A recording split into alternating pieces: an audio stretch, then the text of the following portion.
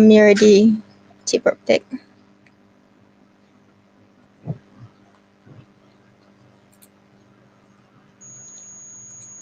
Alright. Assalamualaikum. Good morning, fellow audience. Our program will begin at 9 a.m. Stay tuned. Assalamualaikum, そしておはようございます。皆様、午前9時にプログラムを始めます。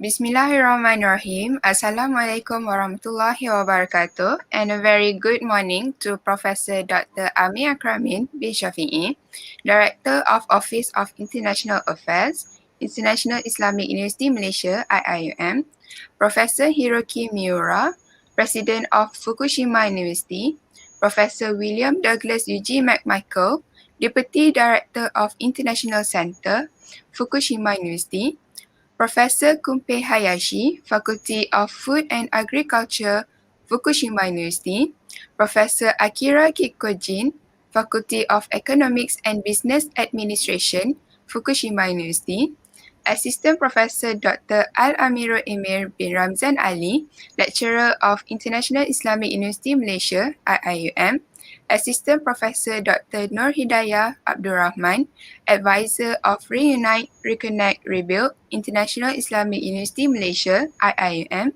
Mr. Shun Okano, Director of Japan-Malaysia Association, JMA.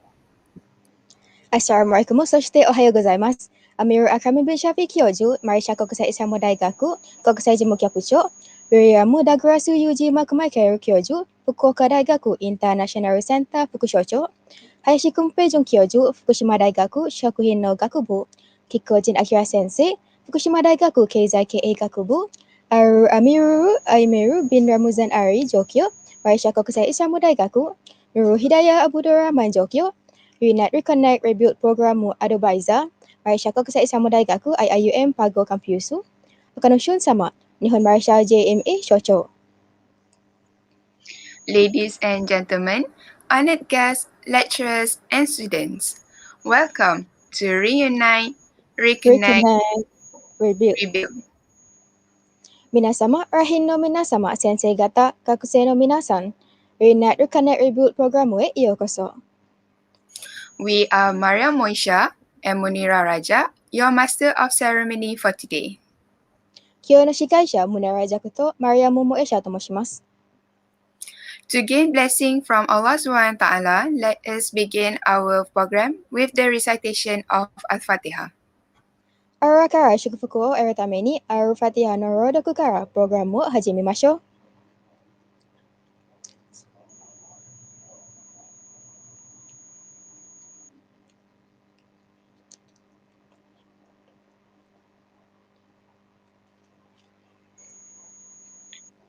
First and foremost, we would like to extend our greatest gratitude to Allah Subhanahu wa Ta'ala to be gathered here for our program Reunite, Reconnect, Rebuild.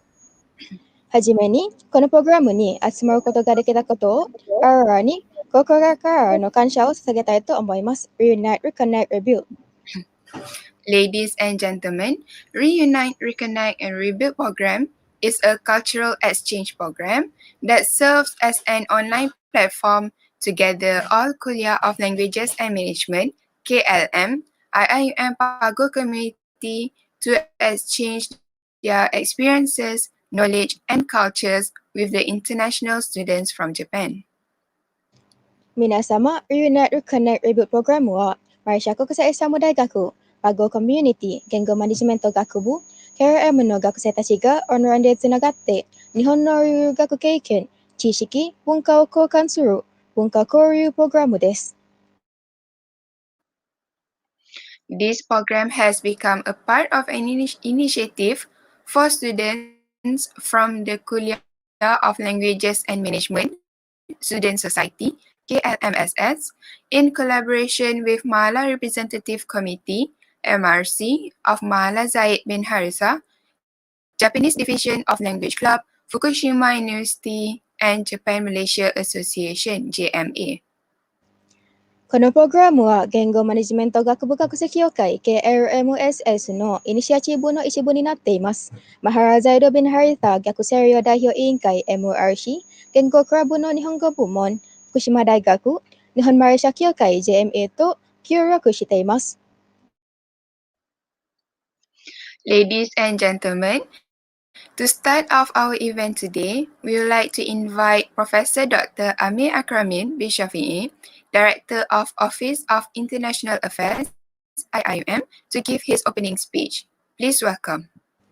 皆様、まず IIUM 国際事務局長のアミル・アクラミン・ビシャピ教授に開会のスピーチをお願いします。よろしくお願いします。Okay, Assalamualaikum and good morning, everybody. So let me start. Let me try to share first.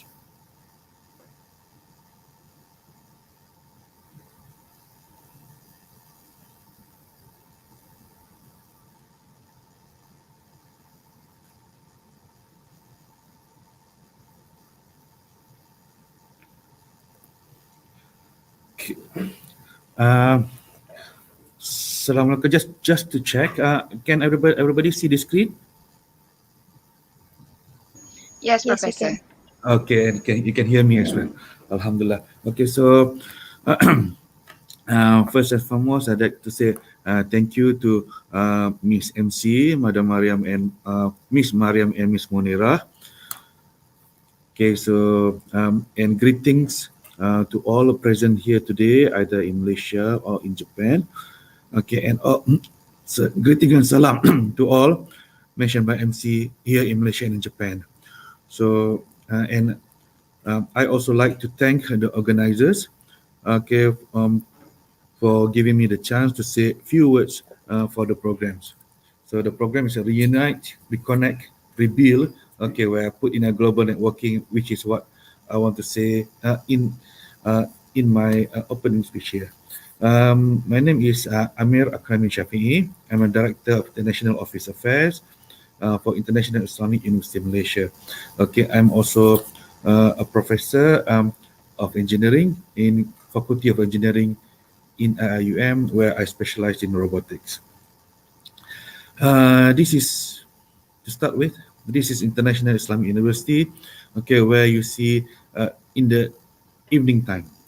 As you can see, our campus, okay, is situated around a hilly and also green area.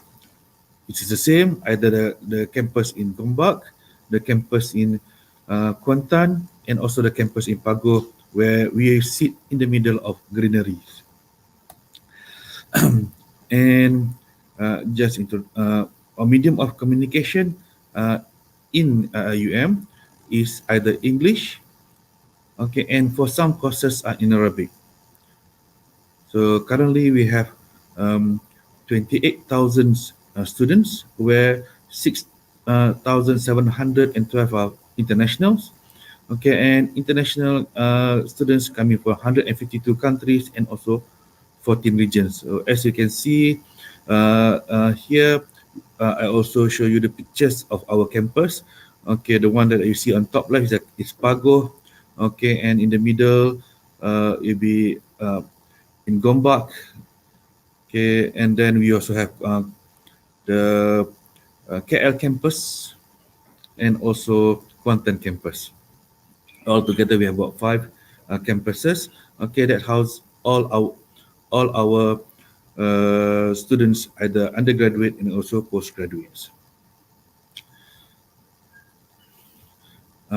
Recently, okay, we has been announced as Sustainability Institution of the Year.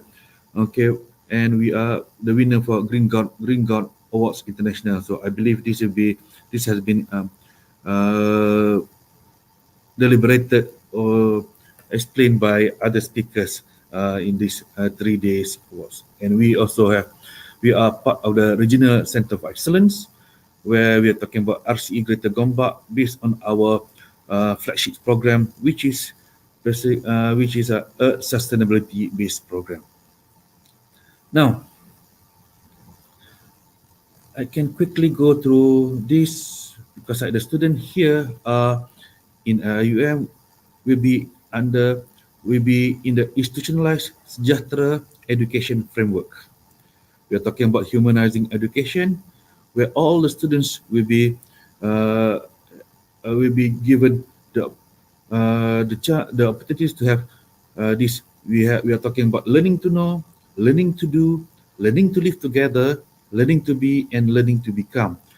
Okay, where the formal academic structure and the non-formal student life are being integrated, okay, to deliver this framework.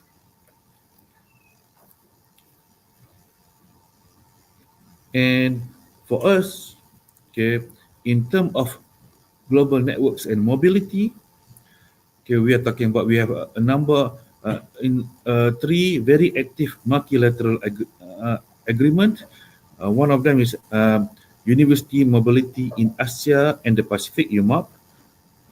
Okay, we also have Mavlana Exchange Program based in Turkey, and Erasmus. We are a member of Erasmus Plus, which is based in Europe. Okay, and we have about currently we have 173 active bilateral agreement.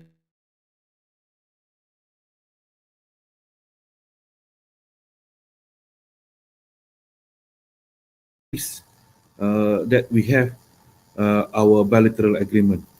Okay, so for all bilateral agreement that we have, okay, we will have what I call is mobility in the agreement is built in with a mobility for staff and student to go into either institution, industry, or organizations. And every year we are receiving a number of students, and our students also um, uh, goes for mobility programs. It can be either credited or non-credited. So the credited usually spending about one semester or more, a maximum of 1 year. Okay, and then the non-credited program, we are talking about 2 weeks, 1 week to 2 weeks. Now, currently, what we have, this is our program that we are offering. Some of the program we call it Edu Tourism. Okay, where we're offering from Faculty Kulliyyah of Laws. We are talking about Introduction to Islamic Law and its application in Malaysia. From Kulliyyah of Science, exploring flora and fauna from tropical paradise, an amazing journey through IIUM Kuantan Pahang. From Kulliyyah Architecture, talking about uh, the art, architecture, and cultural immersion. Okay, and we have the from Islamic Reveal Knowledge and Human Sciences, the IIUM Summer Program. So this program been made as such. Okay, it's the about depending on the program, it be 7 to 10 days. Okay, and you will have program inside the campus and also outside the campus, as just like the name, where you're talking about flora and fauna, where you're looking for in IIM content around the area. There is um, a lot of flora and fauna that you can see and then you can experience as well. And we also have a program also from Kulliyyah for like Health and Sciences. Okay, summer camp in Health and Sciences. We're talking about the natural herbs in Malaysia, language and management in Pago. You have edutourism summer camp. And this is one very special program where learning English with orang asli with Kulliyyah of Education. Okay, and talking about Kulliyyah Engineering, we are talking about smart cities and communities. We are building capabilities and strategies, okay, which is applicable to Muslim countries.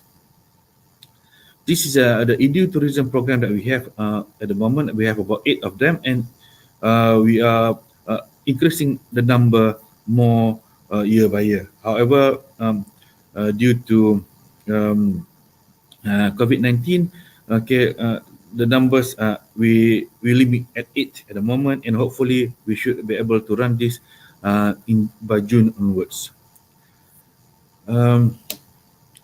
So Alhamdulillah, I have the chance to say something about IUM and also the global networks.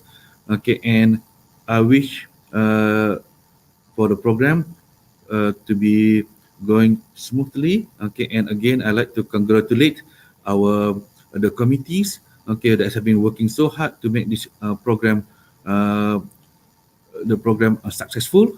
Okay, and hopefully we'll be able to rebuild, reconnect, and reunite up for this program. So thank you very much from me. Assalamualaikum warahmatullahi wabarakatuh, and have a good day. Thank you. Back to you, MC. Thank you, Professor, for the speech. Now, we would like to invite Professor Hiroki Miura, President of Fukushima University, to give his opening remarks. Please welcome. さて、福島大学学長、三浦弘樹教授からご挨拶をいただきたいと思います。よろしくお願いします。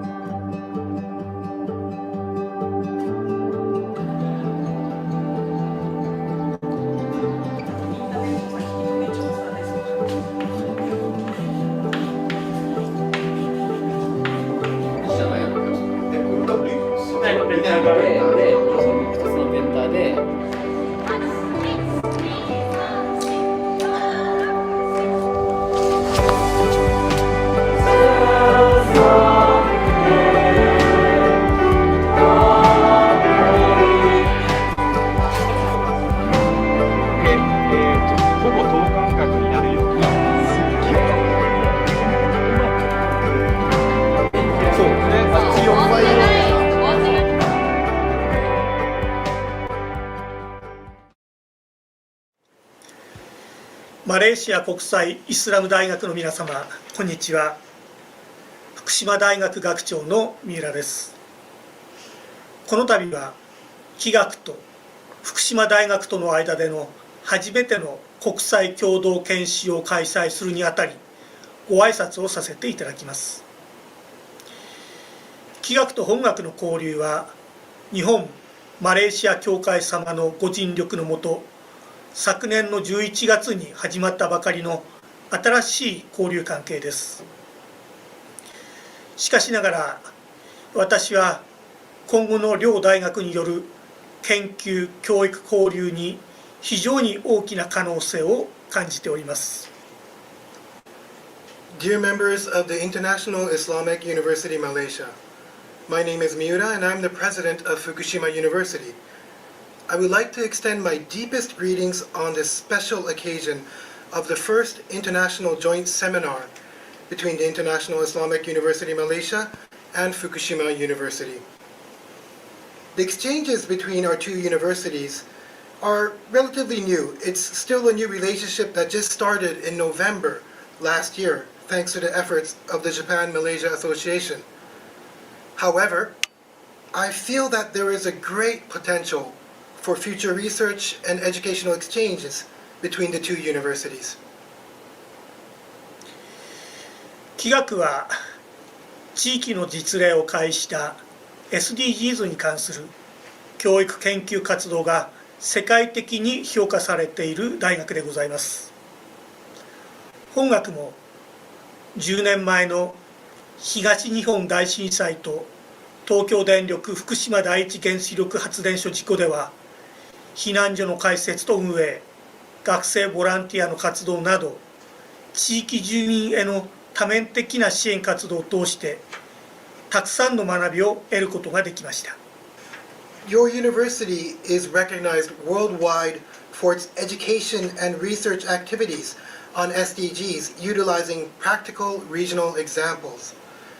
Our university also learned a lot from the Great East-Span earthquake and the Fukushima Daiichi nuclear power plant accident 10 years ago, through multifaceted support activities for local residents, including the establishment and operation of evacuation centers and student volunteer activities.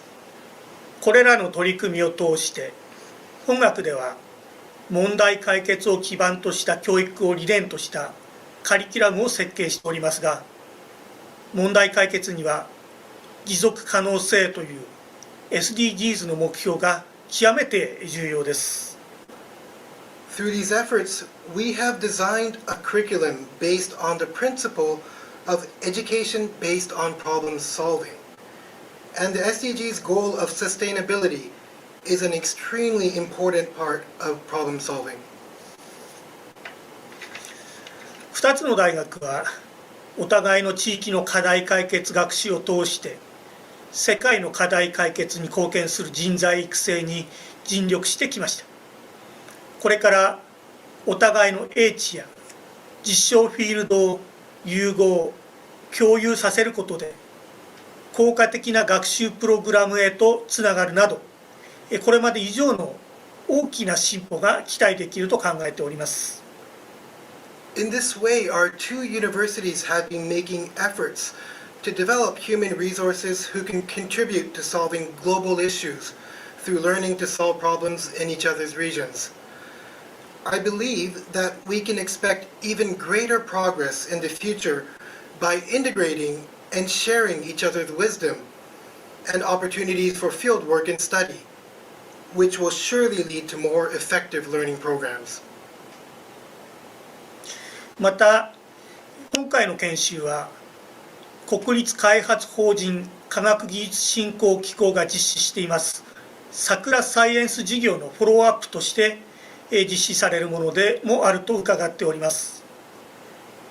未来を担うアジアと日本の青少年が科学技術の分野で交流を深め、両国の友好関係の強化に貢献できることにも心から期待をしております。I also hear that this seminar is a follow-up to the Sakura Science Project, which is being implemented by the Japan Science and Technology Agency. I sincerely hope that this program will contribute to the strengthening of friendly relations between our two countries by deepening exchanges in the field of science and technology between Asian and Japanese youth, who are the future leaders of our countries. 残念ながらコロナウイルスの関係により今回の研修はオンラインでの開催となりましたが、これからもさらなる企学の発展を記念し、両大学の絆が深まるよう、これからも積極的に交流を続けていきたいと思います。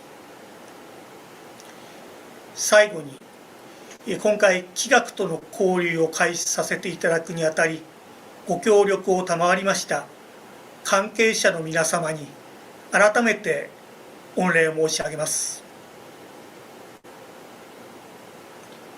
Unfortunately, due to the coronavirus, today's seminar must be held virtually.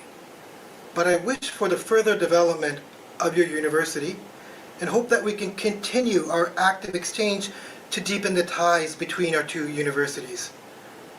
Finally, I would like to express my sincere gratitude to all the people who helped us to start this exchange program with the International Islamic University of Malaysia. Thank you very much.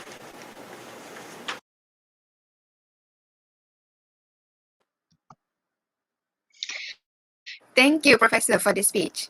Ladies and gentlemen, before we proceed with our first agenda, at the end of this session, we will have a short Q&A slot. Audiences can share their question in the comments. 教授ありがとうございました。皆様、最初のアジェンダに進む前に、このセッションの最後に短い Q&A スロットがあります。視聴者はコメントで質問を共有してください。To begin our first session for today, we would like to invite Assistant Professor Dr. Al-Amirul Emir bin Ramzan Ali to share his thoughts on sustainable development through IIUM Roadmap 2019-2020 Strategic Initiative, the Muara, a living river lab in Muar, Johor, Malaysia. Please welcome. 本日の最初のセッションを開始するために、Al-Amirul Emir bin Ramzan Ali 准教授に IIUM Roadmap 2019から2020年まで戦略的イニシアチブによる持続可能な開発、マレーシア・ジョホール州、Muarの生きた川の研究所Muaraについての考えを共有していただきたいと思います。よろしくお願いします。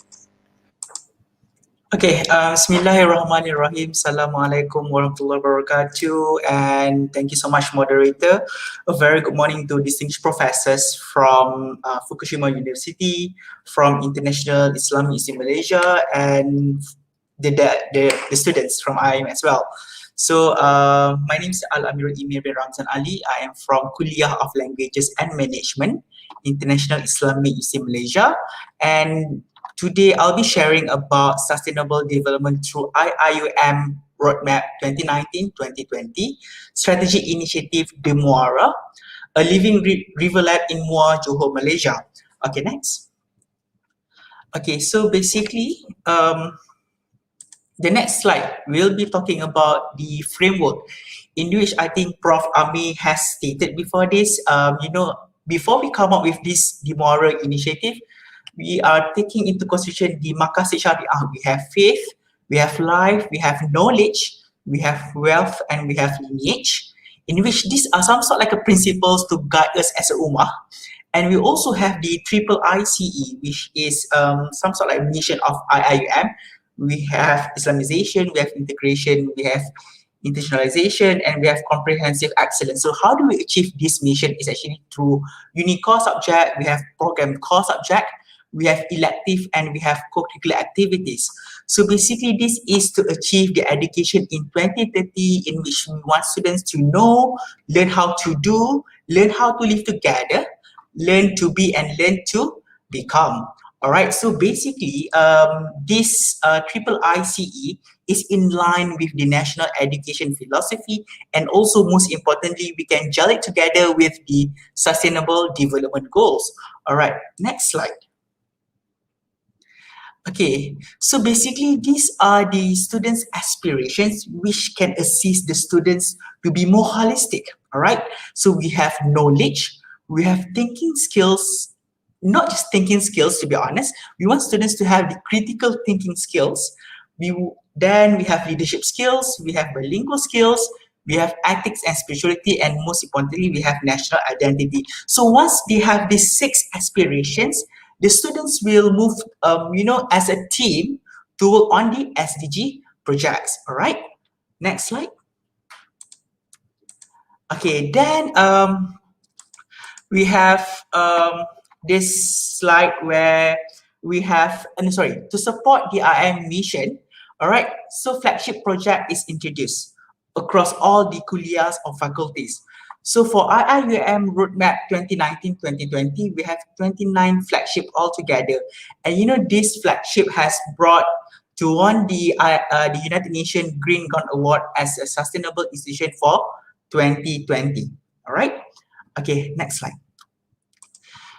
So as what I have mentioned before this, each Kulliyyah has their own flagship program or flagship project. So one of the flagship project under our Kulliyyah of Languages and Management is the Muara, a living river lab in Muar, and with the mission to assist the stakeholders in developing a sustainable river-based tourism product as the primary tourism attraction for Muar district. So when we talk about the concept of stakeholders here would be the government, the local people of Muar.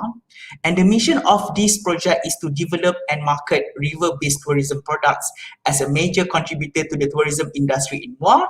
And lastly, the goal of this flagship project is to develop a living river lab in managing sustainable river-based tourism in Muar. All right. So basically, how do we achieve this project is through transformative teaching and learning, research and publication. Okay, next slide.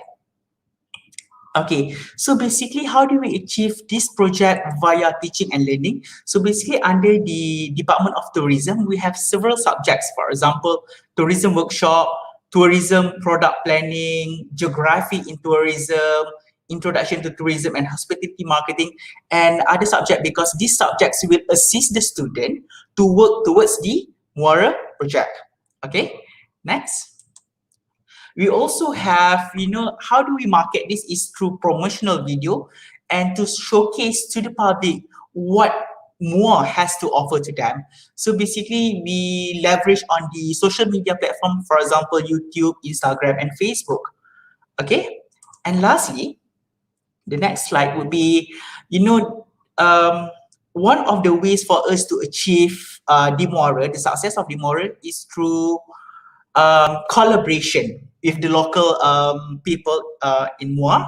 For example, we are actually collaborating with Ariel's Chapal Muar, where the students and the lecturers are providing some input strategies to develop a new place on how they can market this chapal to make it visible to the public, not just in Muar, but in Malaysia as a whole.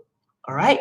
And I think that's all from the Muara, where this is just one of the projects, and we have another 4 projects that we have under Kulliyyah of Languages and Management. We have Malaysia Food Branding, we have School Outreach Program, we have Tika Rimba, and last but not least, we have Sustainable Volunteerism. And thank you so much. Over to you back, the moderator.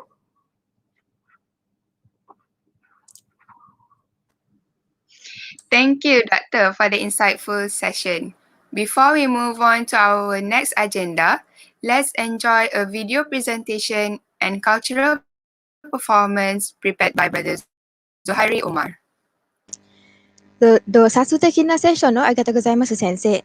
次の議題に進む前に、ズハイル・ウマルさんが用意したビデオプレゼンテーションと文化パフォーマンスを楽しみましょう。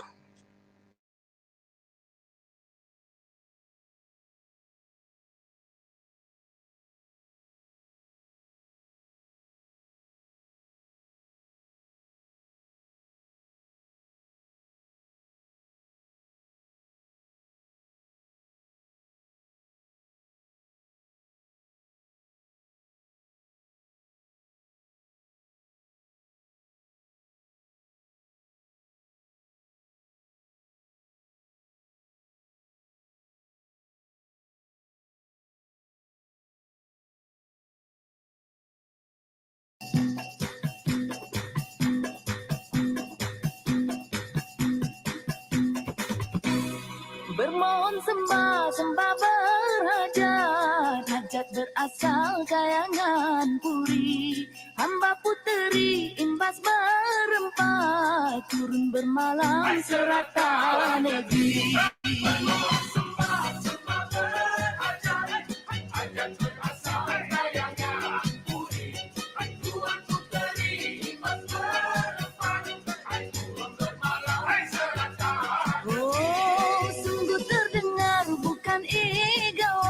Antan bertingkah sahut-sahutan, si anak muda pandang pandangan, tua melarang dalam senyuman, malam mengemping terang cahaya, riuh sekampung asyik Aduh, mengapa hatiku kau lukakan, merana jiwa hatiku sengsara, merenung jauh ke dalam suasana, menanggung nasib perasaan hibah.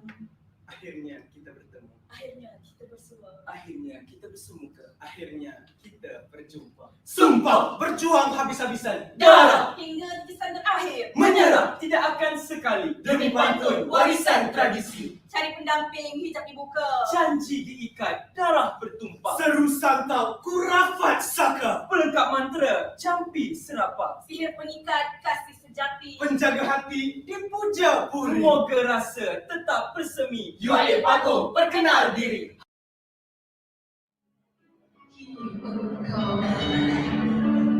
Mula tampak tercemar, kesucian dirobek dekat bahasa keindahanmu dipandang hina, digores lisan dikami bawa.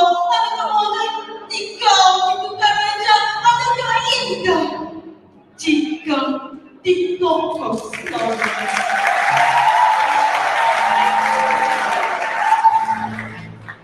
Berjuangmu terbunuh jiwa dan raga, mengeluh nasib engkau ternoda.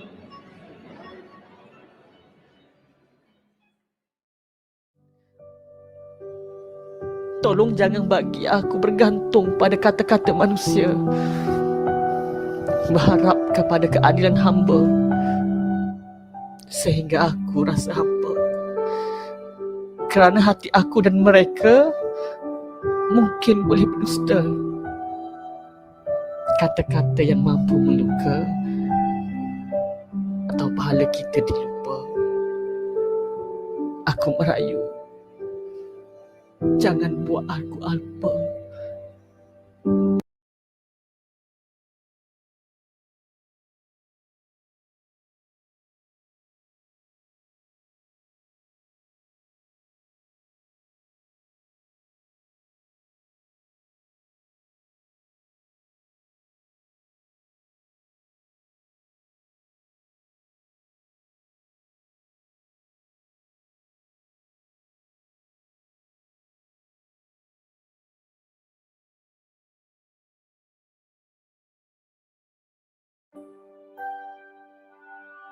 Selamat datang, ahlan wa sahlan. Welcome to the International Islamic University Malaysia, or IIUM, your garden of knowledge and virtue. IIUM was established on the 20th of May 1983. The philosophy of the university was inspired by the spirit of Tawhid, leading towards the recognition of Allah as the absolute creator and master of mankind. IIUM triumphs to lead the way to become the Khalifah of Allah, to expand the culture of Iqra, to fulfill the amanah that is entrusted to us, and to realize the meaning of Rahmatan lil Alamin. IIUM has several campuses spread across several states of Malaysia, offering nearly 200 academic programs in 17 kuliahs and institutes. The main campus is in Gombak, Selangor, covering 700 acres, beautiful architecture with elegant Islamic style buildings. IIUM is blessed with majestic green forested limestone hills and a cool calming river, nature's wonders of flora and fauna, making it a conducive environment for study. KIRKHS is the largest kuliyyah in the university with more than 5,000 students. It was formed to integrate human sciences and reveal knowledge disciplines. The kuliyyah offers courses that bridge the divide between Islamic and secular sciences. Other kuliyyah of IIUM in Gombak campus are Kulliyyah of Economics and Management Sciences, Ahmad Ibrahim Kulliyyah of Laws, Kulliyyah of Engineering, Kulliyyah of Architecture and Environmental Design, Kulliyyah of Information and Communication Technology, Kulliyyah of Education, Center for Languages and Pre-University Academic Development or CELPAD, and IIUM Academy of Graduate and Professional Studies.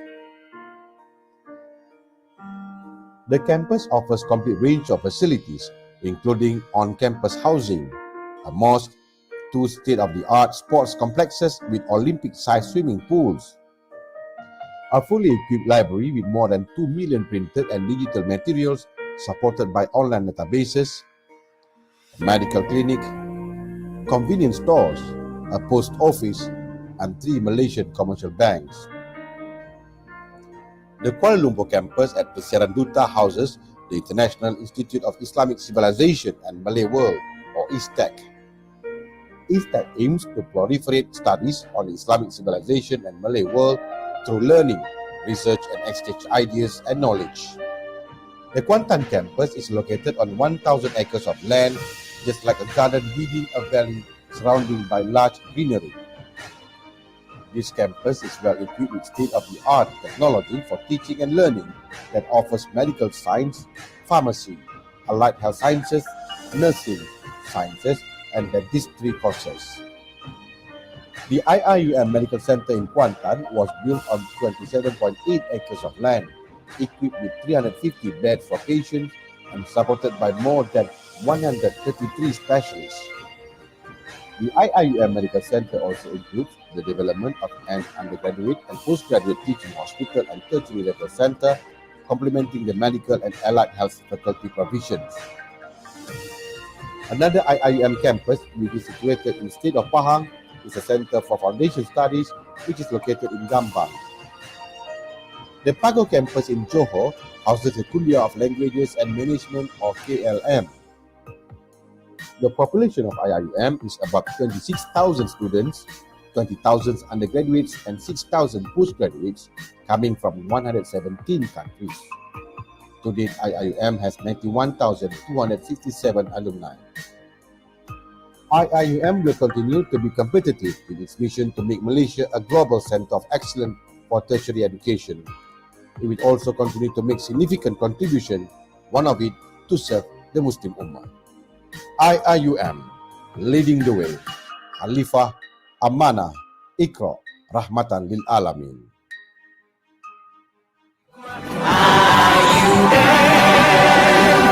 Is to realize the meaning of mercy to all worlds for mankind.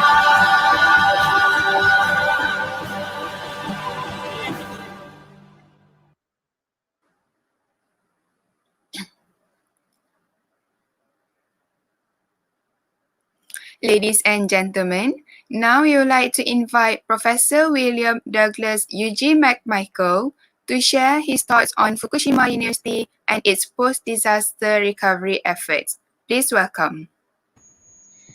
皆様、それではウィリアム・ダグラス・ユージー・マクマイケル教授より、福島大学と災害後の復興への取り組みについての考えをお聞かせください。よろしくお願いします。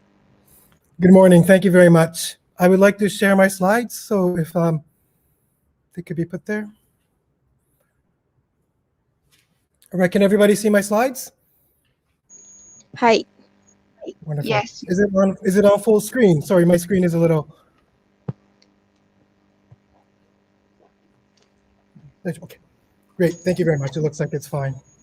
Good morning, ladies and gentlemen. My name is Willie McMichael, and I am currently the Assistant Director of the Fukushima University International Center. I'm excited and honored to be here today to share my experiences in our university's experiences with such a wonderful audience. And would first like to take this opportunity to thank my colleagues at IIUM, at Fukuoka University, and at the Japan-Malaysia Association for making this session a reality. Today, I would like to talk about Fukushima University and the March 11th disasters, which will be marking its 10th anniversary just 1 week from now. Nearly 10 years ago, our university and prefecture suffered through one of the most tragic natural and human-related catastrophes in our modern history. And we continue to fight an upward battle towards our full recovery.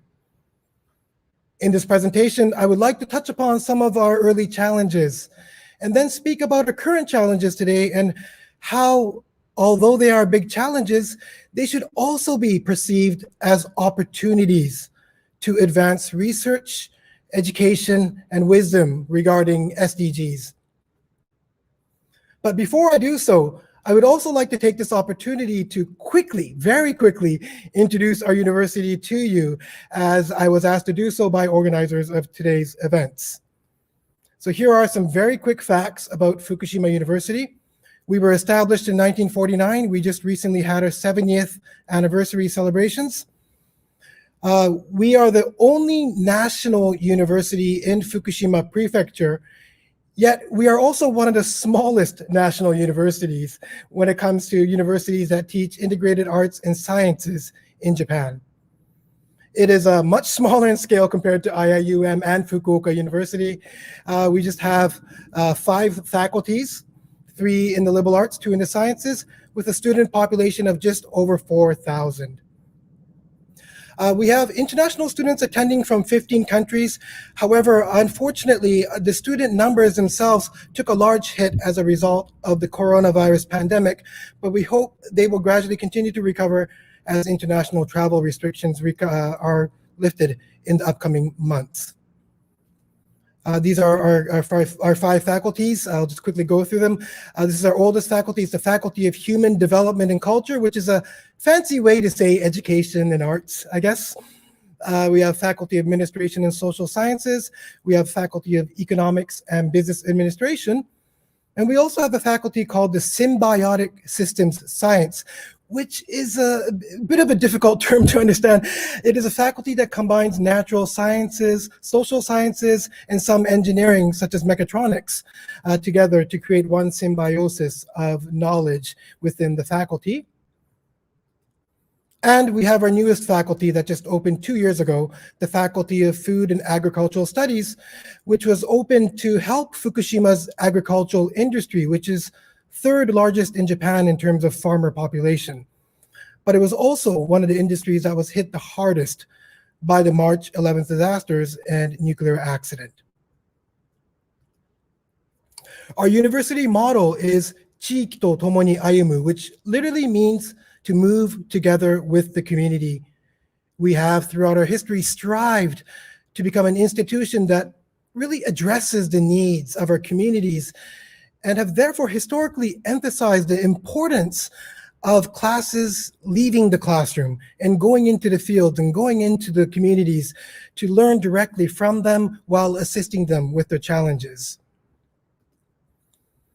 That is why, I guess, due to such strong connections that we had with these local communities, that the events that transpired on March 11th, 2011 were particularly difficult for our staff, faculty, and student body, who were all professionally, academically, and emotionally attached to many of the disaster-hit areas.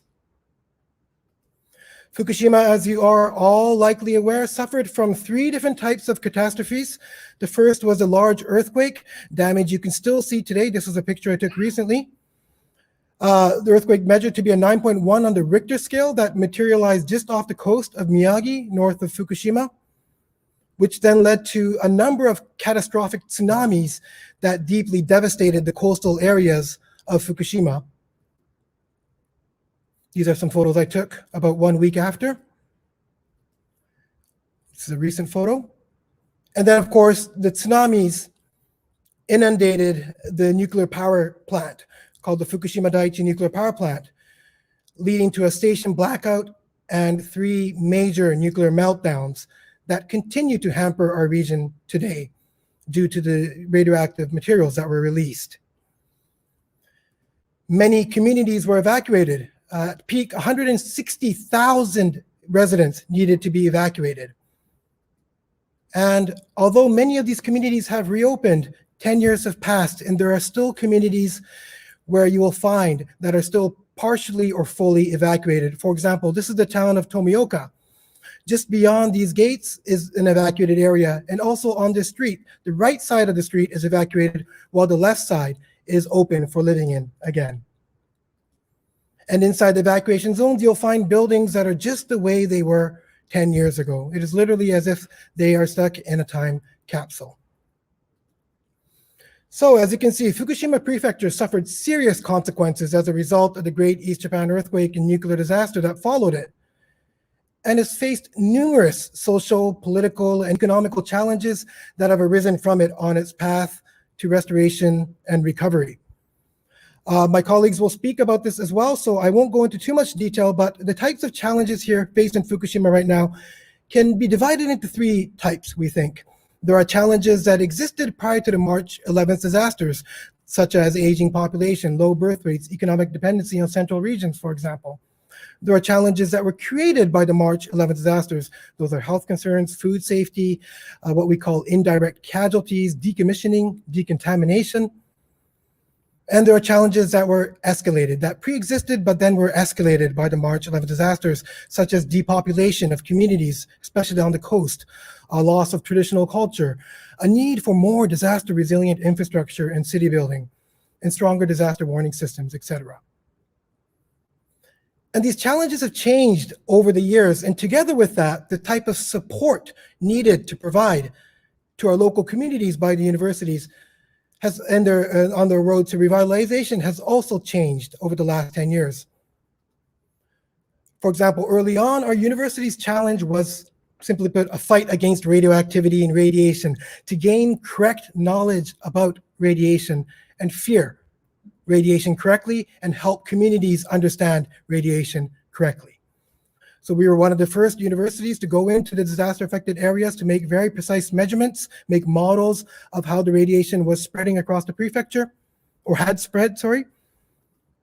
We also created, as the president said, an evacuation center on a campus to aid those who needed to evacuate from the communities due to the fallout. For 1 month, we had an evacuation center mainly run by students that was in operation, where we hosted in total and over 2,000 evacuees from the coastal regions. It then moved on to physically helping damaged communities recover through actual hands-on work in communities, doing disaster relief work. And then later on into psychological care for children in the forms of, for example, summer schools, whatnot. And also, we even had students who would live together with evacuees in temporary housing to basically be there for psychological support, but more importantly, to listen to the residents and hear what their concerns were, and then pass that on to the university or municipalities so the right kind of support could be provided. As a university, we tried to help such disaster volunteer work and the main thing we did was we changed our curriculum so students were actually given up to 2 academic credits for disaster volunteer work that they were doing in these communities.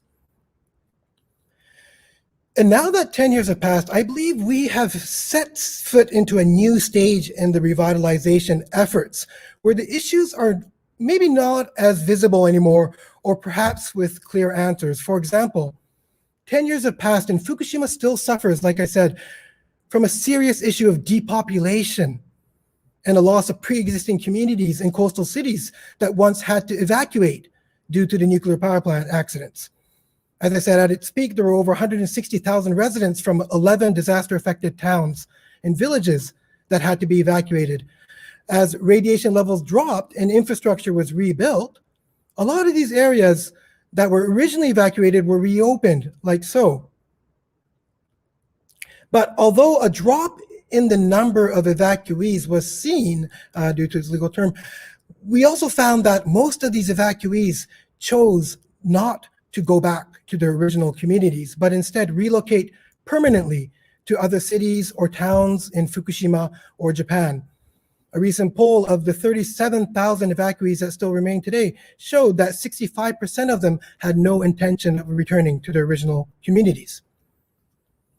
This has led to situations like this, for example, in the town of Namie, which was evacuated in 2011, but then reopened in 2017, still only has about 5% of the population that it used to have. And this is understandable. As evacuation is prolonged, evacuees start new lives in the areas that they were relocated to. But it has left communities such as Namie with this huge challenge of figuring out how it will attract new and old residents to come back and live here, and how to reunite and rebuild these communities so they are stronger than ever before. I feel that such issues provide an important opportunity to tie in support for these communities into SDG learning for goals such as 11, 9, and 16, like I wrote here. And this is especially so as in many of these communities, the residents who returned are senior citizens. For example, in Namie, there are only 18 children in total attending school there right now, which is down from the 1,700 that used to attend school there. So how to rebuild a community with an entirely new social demographic is a key challenge here, and one that concepts such as compact cities spoken about on Tuesday's lectures will become very relevant and practical. Another related issue for Fukushima that we face today is how to rebuild the economies of these coastal regions. And to do so, the government has really pushed forward this initiative called the Fukushima Innovation Coast Framework Initiative, where they're trying to build a new renewable energy sector in the coastal areas that really focuses on hydrogen energy in particular. And this goes in line with Fukushima's goal, actually, to go completely green and non-nuclear by 2040, which is a huge challenge full of opportunities related to SDG 7 in developing sustainable renewable energy, obviously. But it's going to be a very good opportunity for education for such topics as well. There are also economic revitalization projects that are going on involving robotics for disaster relief in particular, high technology, agricultural, and entrepreneurship as well, especially for female workers going on in the communities, which obviously can relate to SDG goals such as 8, 2, and 9. It gives birth to many opportunities for education and project development in these fields.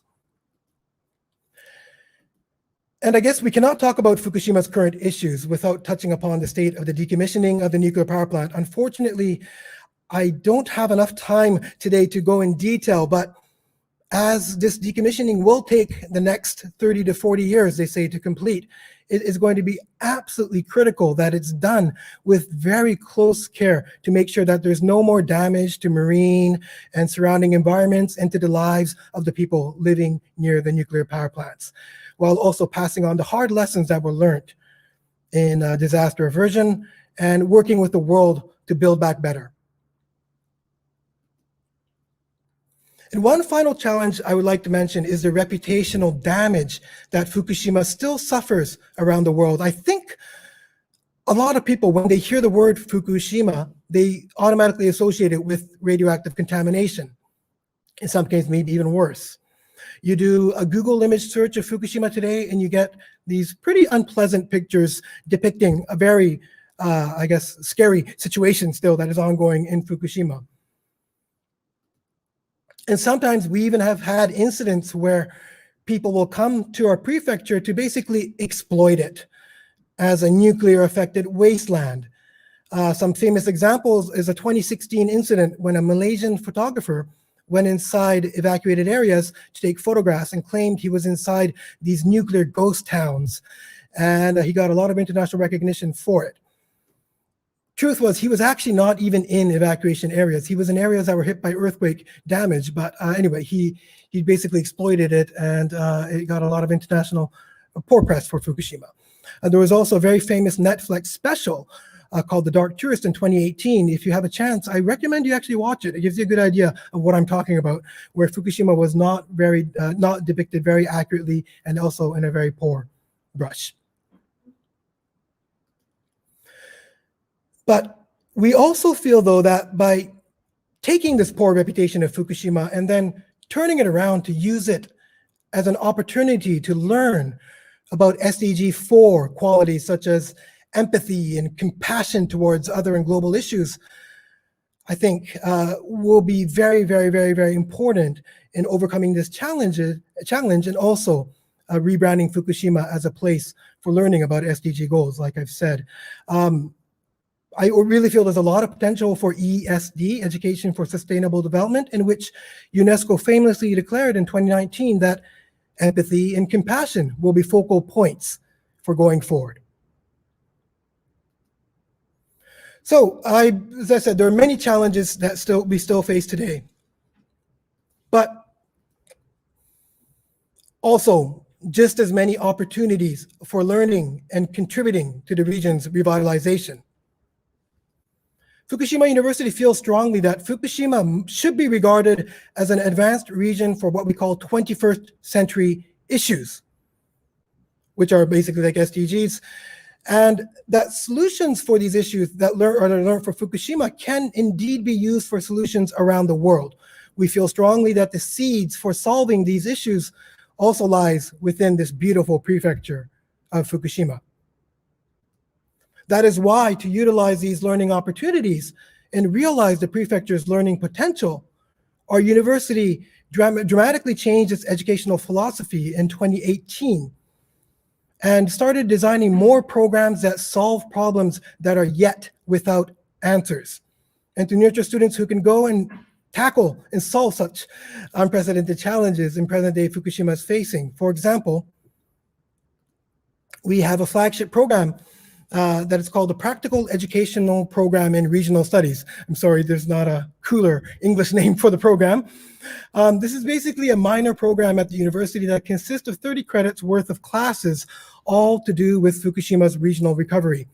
Our students will be talking about this program later on, so I won't go into too much detail. But classes under this minor include lecture-based courses, where there's lectures by leading researchers and practitioners. We also have practicums where students stay inside these communities for a few days to learn from the residents and develop personal connections. And we also have educational trips to coastal areas provided roughly on a monthly basis to all students to go and experience the situations firsthand. We also have another flagship program that combined youth education and empowering the youth to solve regional issues, called the Regional Revitalization Innovation School.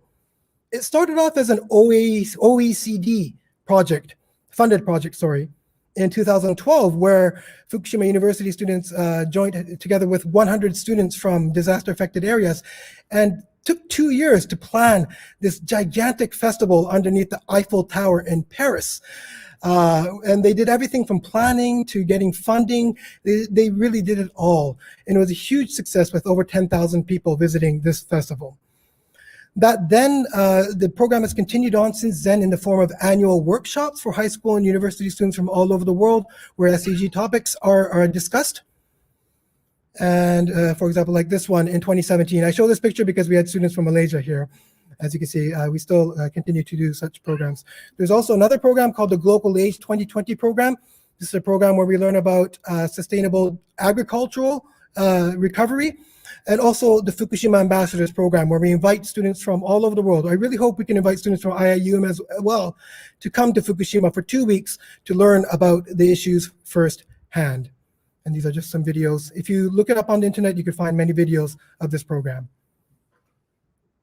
And last but not least, we also have scientific institutes as well. Sorry, I'm running out of time, so I'm just going to quickly skim through this. In conclusion, I feel strongly that with so many unique Fukushima-only issues that are deeply rooted with SDGs present in Fukushima today, I feel like there's a lot of potential for institutions like IIUM to collaborate and consolidate our knowledge in fields for learning together.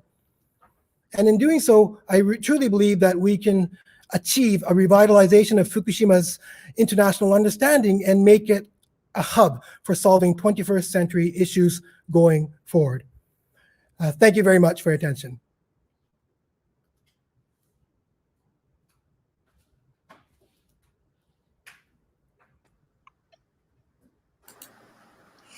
Thank you, Professor, for the thoughtful sharing. Next, we would like to invite Professor Akira Kikojin to continue the session with Fukushima's revitalization and SDGs. Please welcome. 先生、興味深き共有ありがとうございます。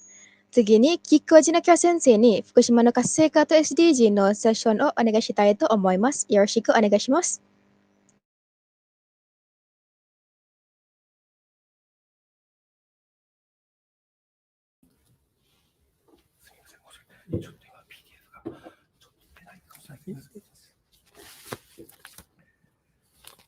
Okay, hello everyone.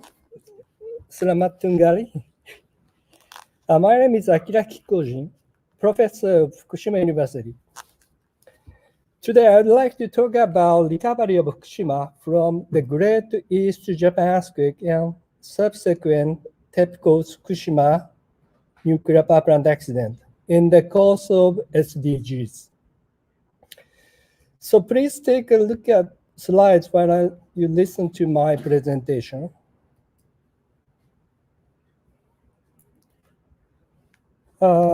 Today, I'd like to talk about these 6.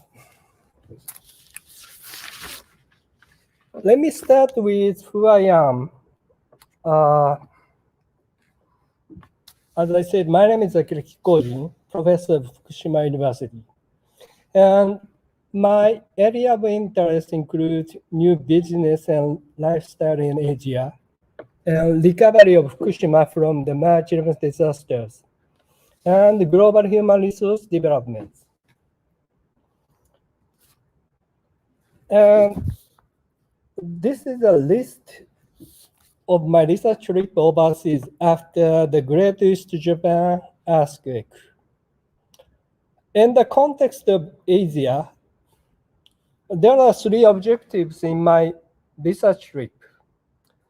First objective is to investigate the recovery process of conflict, natural disaster hit areas. The second objective is to investigate higher education in Asia. And third objective is to investigate new business and lifestyles in Asia.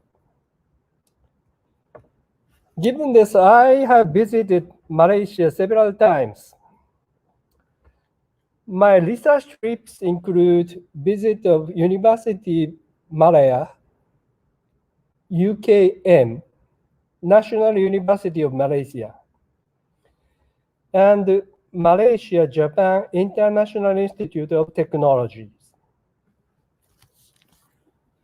The purpose of my research trip is to investigate the role of higher education in maintaining and promoting diversity and dynamism of society in Malaysia, as Malaysia is multi-ethnic, multicultural, and multilingual society. And I used to visit Isetan of Petronas Twin Tower. Do you know that? That is my favorite place. Next, I'd like to touch upon what the March 11th disaster is. As Professor Billy elaborately explained, I'd like to touch this topic very, very briefly. As you see, 10 years ago, almost 10 years ago, strong earthquake hit us, and following the earthquake, strong tsunami hit Fukushima #1 nuclear power plants. And because of tsunami, electric power to cool down reactors was gone, and nuclear power plants failed to cool down reactors. Therefore, reactor #1, 2, 3 suffered from meltdown, and huge amount of radioactive materials were released from the ailing reactors. I often use the term March 11 disasters, as Professor Billy mentioned. The March 11 disasters consist of 3 disasters. First, Great East Japan earthquake accompanied by tsunami. Second, subsequent Fukushima nuclear power plant accident. And thirdly, everybody focus on this alpha problems arising from earthquake and nuclear power plant accident. This alpha includes community breakdown, disintegration of family, damage caused by groundless rumors, and discrimination, prejudice against people and agricultural products harvested in Fukushima. 10th anniversary of Greatest Japan earthquake is approaching, and I'm sure that we have achieved a lot toward revitalization of disaster-hit areas. But still, we still have a long way to go to overcome numerous challenges we're facing. And as a citizen living in Fukushima, I always feel a gap between image of Fukushima outside and the reality of our daily life. So how to fill the gap is one of the most important missions given to me. I have visited foreign countries to let people know about the reality of Fukushima. So I strongly hope in the near future, you will visit Fukushima to know what is going on here.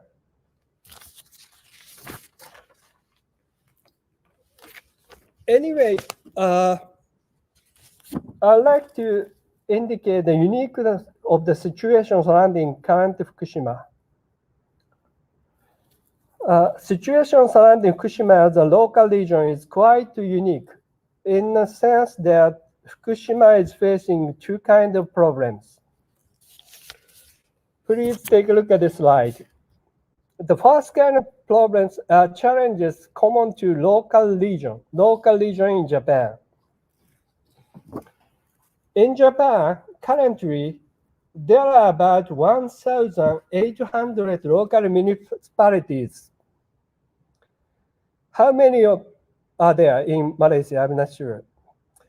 But according to a research by private think tank, the number of local municipalities in Japan will decrease by 50% by the year 2040.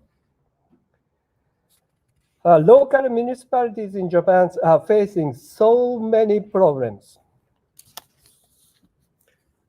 And second kind of problems are challenges peculiar to Fukushima. These include decommission of Fukushima nuclear power plants, disposal of nuclear materials released, decontamination, health, food, environment, these issues. Thus, Fukushima today is a very unique place. As I said, I hope you will visit Fukushima in the near future.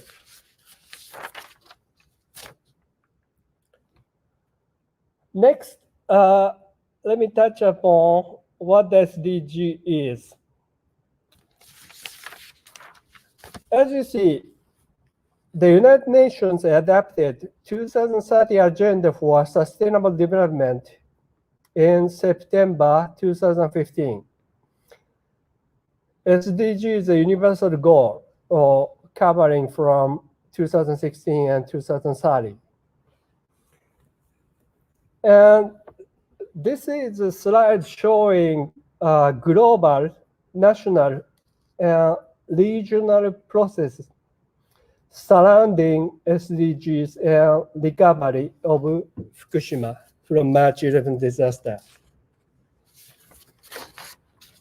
As you see, because of the spread of the COVID-19, COVID-19 has been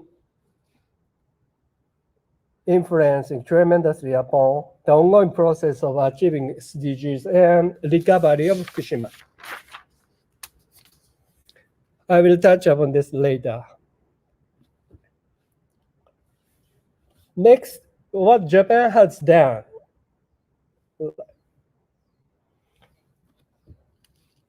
The 2030 agenda states that each government will decide on how these aspirational and global targets should be incorporated into national planning process, policies, and strategies.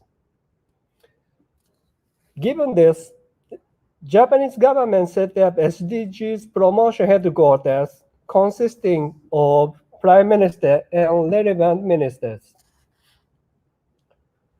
SDGs promotion headquarters formulated Japan's SDGs implementation guideline principles in 2016 and revised it in 2019. Please take a look at this slide. You can get this from website of Ministry of Foreign Affairs in Japan. And based on these principles, SDGs action plan is formulated every year.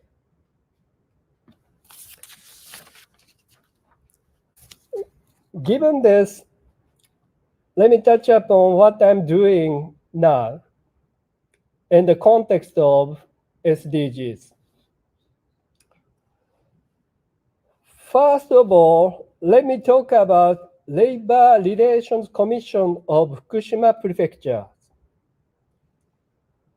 Labor Relations Commissions were established in March 1946, following the enactment of the labor union law.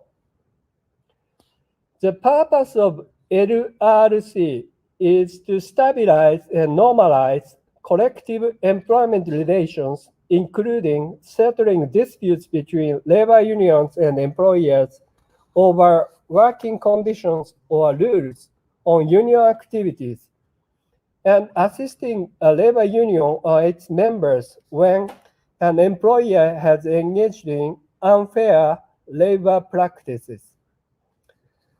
The prefectural labor relations commissions are established in each prefecture in order to make the first examination of unfair labor practice and deal with labor disputes within their geographical area.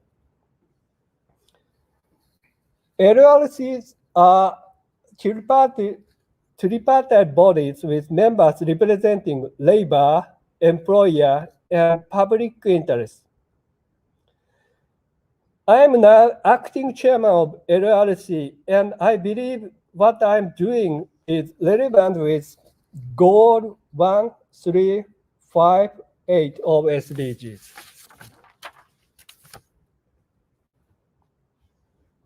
Next, let me talk about crowdfunding support project by Reconstruction Agency of Japan.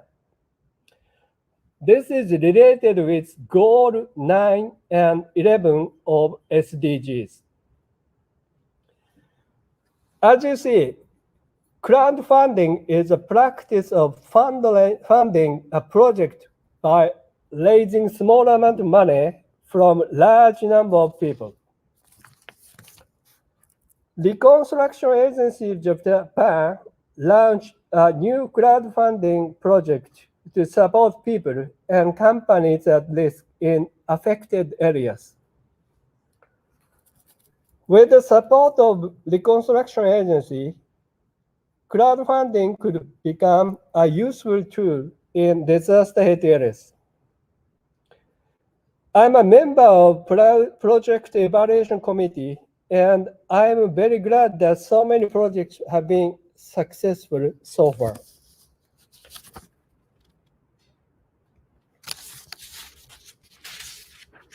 Next, SDG Future City promoted by Japanese government. This is related with Goal 3 and 11 of SDGs. SDGs Future Cities are cities that strive to help Japan achieve the goal set by the United Nations. Through this project, Japan is aiming to have 30% of its local government work toward the promotion of SDGs. Kulliyyah city was located next to Fukushima city, where I'm living, and our university is located. It is the commercial center of Fukushima Prefecture. Kulliyyah city was selected as the SDGs future city. As a local government, Kulliyyah city has been making excellent effort to achieve the SDGs. I cannot say specifically how I'm involved in this project, but focusing on health, Kulliyyah city aims to be a city where people of all generations can live healthy and active lives. Finally, to conclude, let me touch upon what I'm thinking about SDGs. What I'm thinking about is Fukushima model for promoting SDGs. At this moment, I don't have concrete idea of Fukushima model. But what I can say now is at least Fukushima model must reflect these slogans. Right? The first slogan is localizing the SDGs. All SDGs and targets are indivisible and should be attained in an integrated manner. And local governments and communities are essential to both global and national implementation of SDGs-related measures. Given this, local governments all over the world have been strengthening their effort to contribute to realizing the SDGs. SDGs 11 on sustainable cities and human settlements is the linchpin of localizing the SDGs. Linking SDGs 11 with challenges many local regions are facing will be an essential part of this localization process. That's why I think local governments, communities must be at the heart of 2030 agenda. Secondly, mainstreaming recovery from disaster.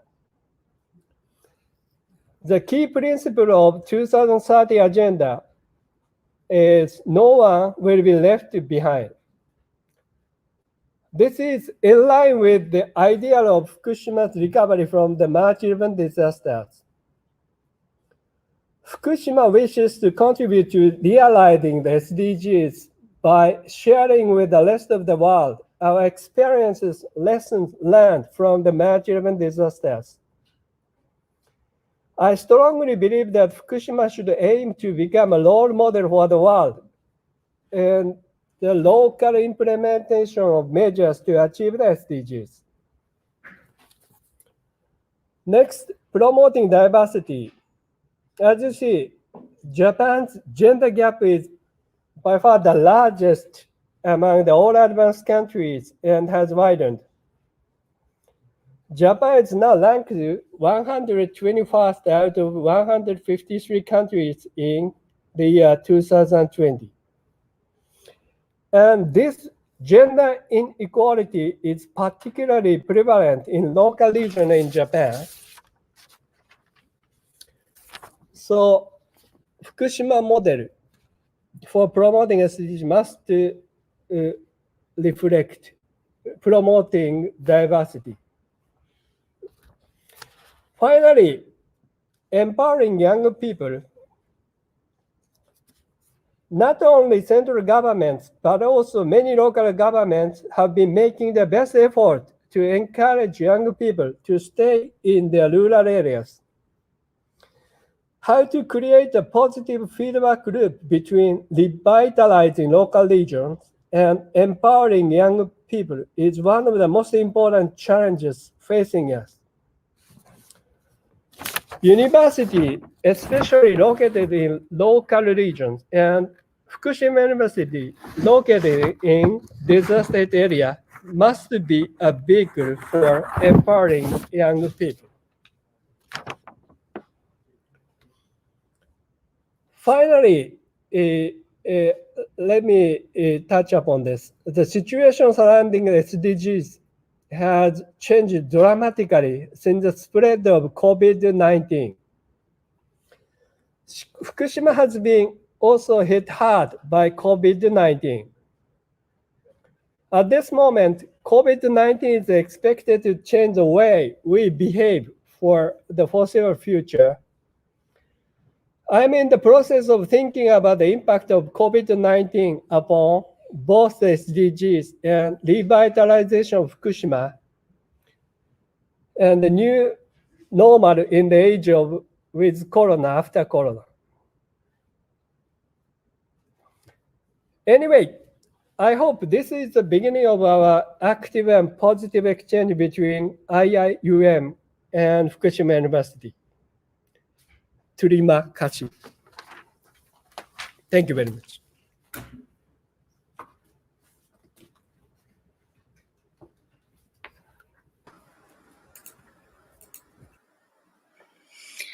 Thank you, Professor, for the insightful sharing.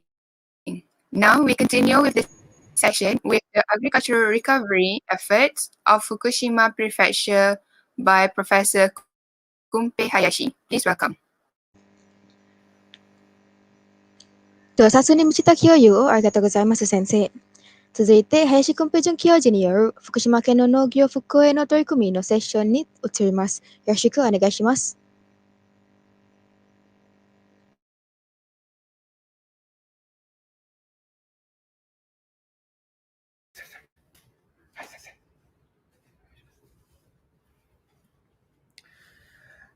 Hello, ladies and gentlemen. My name is Kunpei Hayashi, and I'm working for the Agricultural Recovery Division of this university. So my short presentation title will be Towards the Recovery of Land and Natural Resources and the Revitalization of Agricultural Community. So let me begin.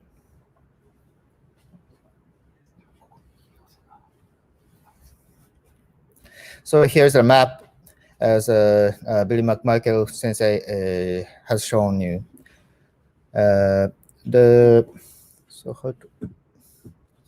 Here is the circle, means the 20 kilometers circle, the distance from the accident nuclear power plant. So instead of this distance, here the northern part of mountainous area had the terrible impact from the disaster because of the wind flow and the climate and the geographical elements.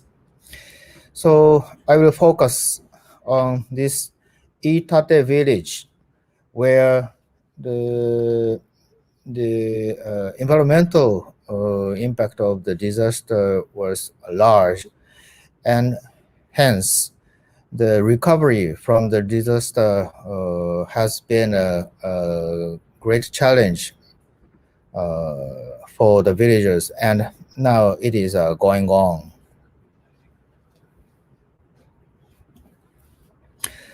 So you can see the photo. This photo is not 10 years ago, but today. So you can imagine easily how the impact of the disaster is continuous on the location, on this site. So in this photo, it is clear that the vast farmland is not fully recovered. One of the reasons is the decontamination effort largely implemented since the disaster. So this decontamination effort has been done with the such method as the big machineries removing the surface of the soil, or make each field's soil upside down and rotating, etc. Anyway, almost all the farmland was subject to the large operation of decontamination.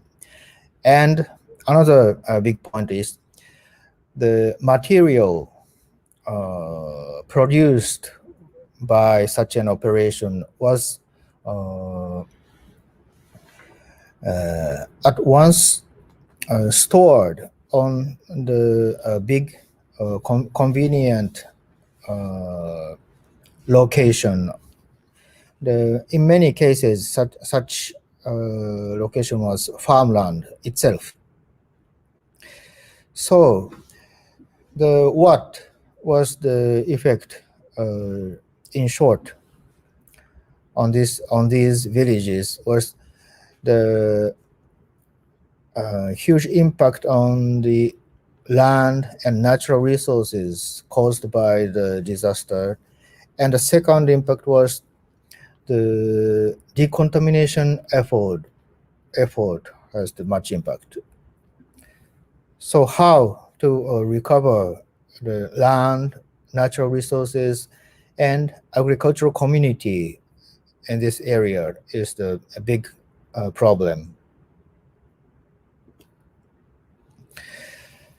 So I will show one of the efforts done by the villagers and researchers like us.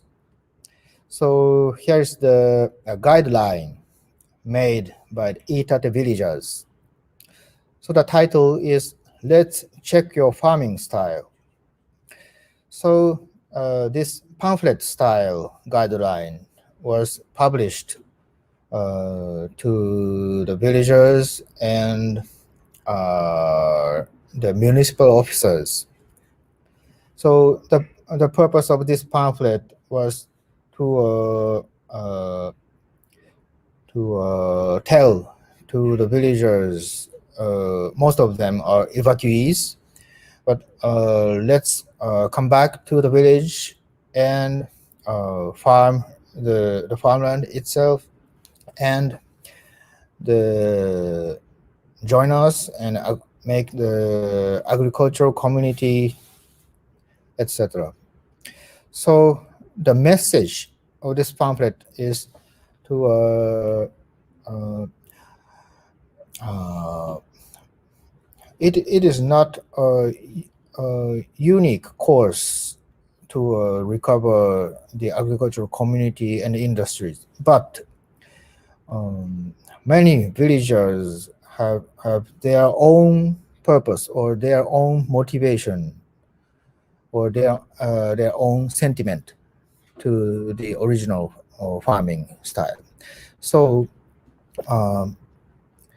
the key message of this pamphlet is many styles of agricultural recovery can coexist and join to each other.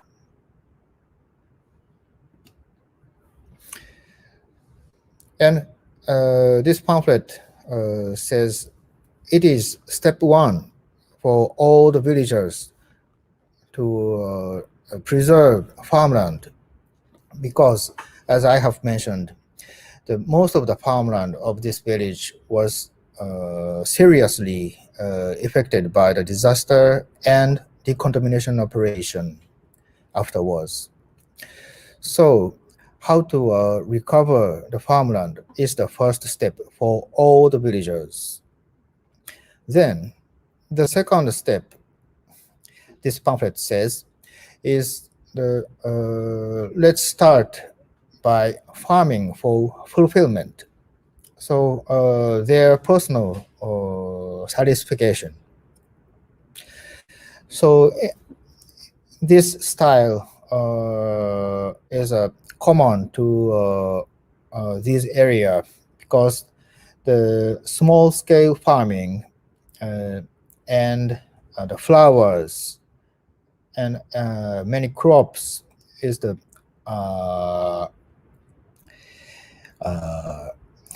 all farmers and all villagers like such style. But regarding the industry of this village, the agriculture in large scale must also be considered. Then it is step 3.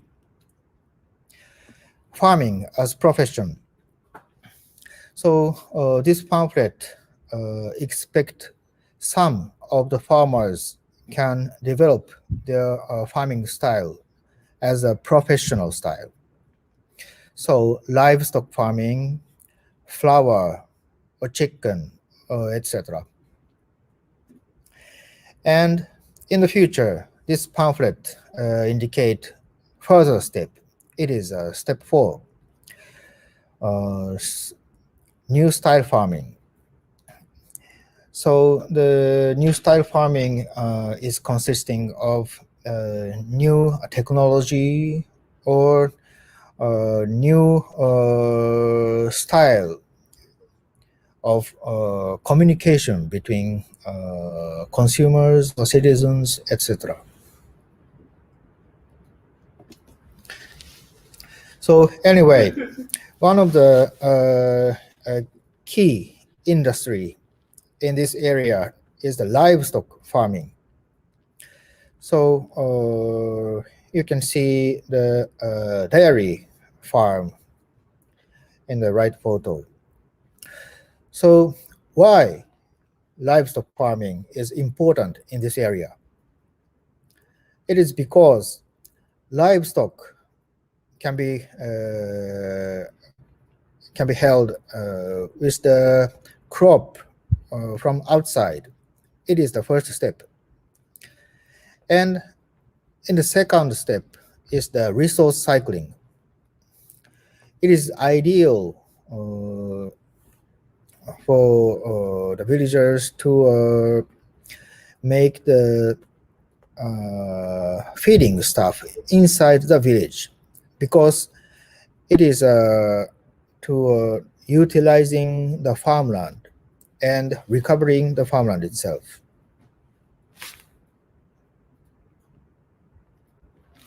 Some farmers has begun to have cows on the farmland, as you can see in the photo of right hand. So it is make 3 ends meet. One is livestock farming is developing in this village to a key industry as a professional style. And the second, related to this professional livestock farming, other villagers can start small-scale farming, such as feeding stock crop or etc. And the third important element of the impact is livestock industry can utilizing many resources inside the village. One of that is the forestry material.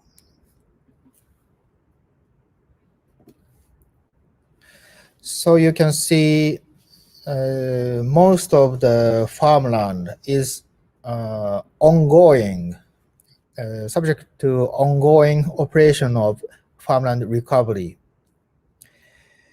Even though decontamination operation is almost finished and all over this village domain, but second step, farmland recovery is not finished and ongoing. So livestock farming is important in the sense that they can start livestock and as well as recovering farmland. That is a basic style of the recovery of Itate village. This is a typical scene. On the photo of left hand, livestock is held. It is a Wagyu cow, Wagyu mothers, so they are pregnant. And the next farmland to the left hand photo is the feeding stuff field. So it is the rice species, especially developed for feeding to cattle. So one of the impressive scene in this Itate village is cattle or Wagyu is pastured on the farmland, and the neighbor surrounding field is used for feeding stuff. So you can see the role of feeding straws or grasses on the photo on the right hand. The roll is wrapped in the lactic fermented method. Yes, the problem is even the villagers and our researchers are hoping that livestock, especially cows, are working hard to the recovery of both industry and farmland. So it is not easy. One of the problem is the climate change. So especially these 3 years, these mountainous villagers have been experienced much rain in summer and almost also in August. So it is difficult for livestock farmers because they can have all the cattle inside the building, especially designed for livestock. So such style will shut out climate effect. So in such style, they have many cows without having affected by climate change. But such style being shut out from the outside environment is not good in the sense that the natural resource recovery.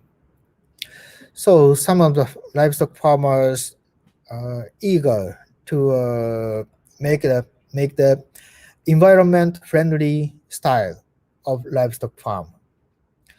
So in such style, the cattle or Wagyu cows have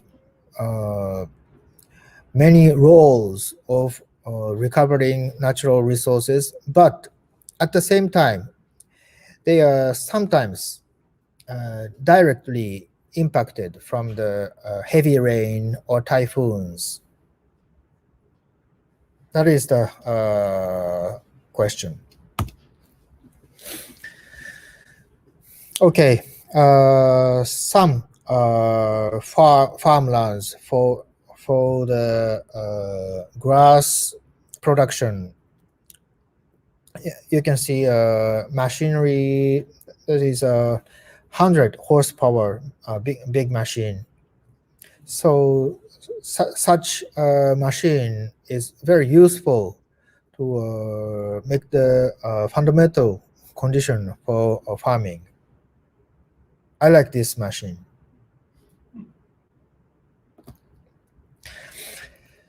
So by this photo, I would like to say to you, 10 years after the disaster, slowly and gradually, each of the villagers have been tried to recover the agricultural community and farmland. So this is last year harvested grassland. So it is just a small scale example of the recovery, but the meaning of this scene is huge. So the Itate villagers and our university staffs will continue this job and work hard to recover this area. Thank you very much for your attention.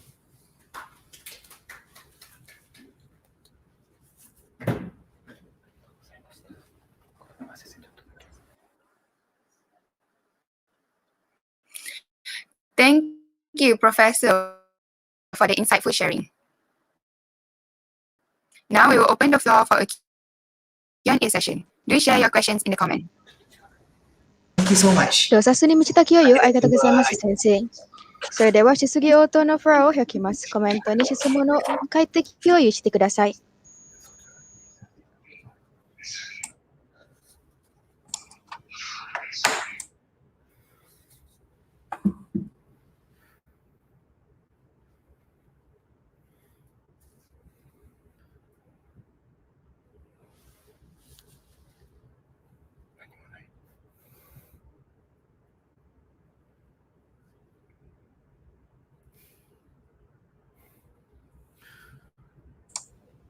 Are we now for Q&A session?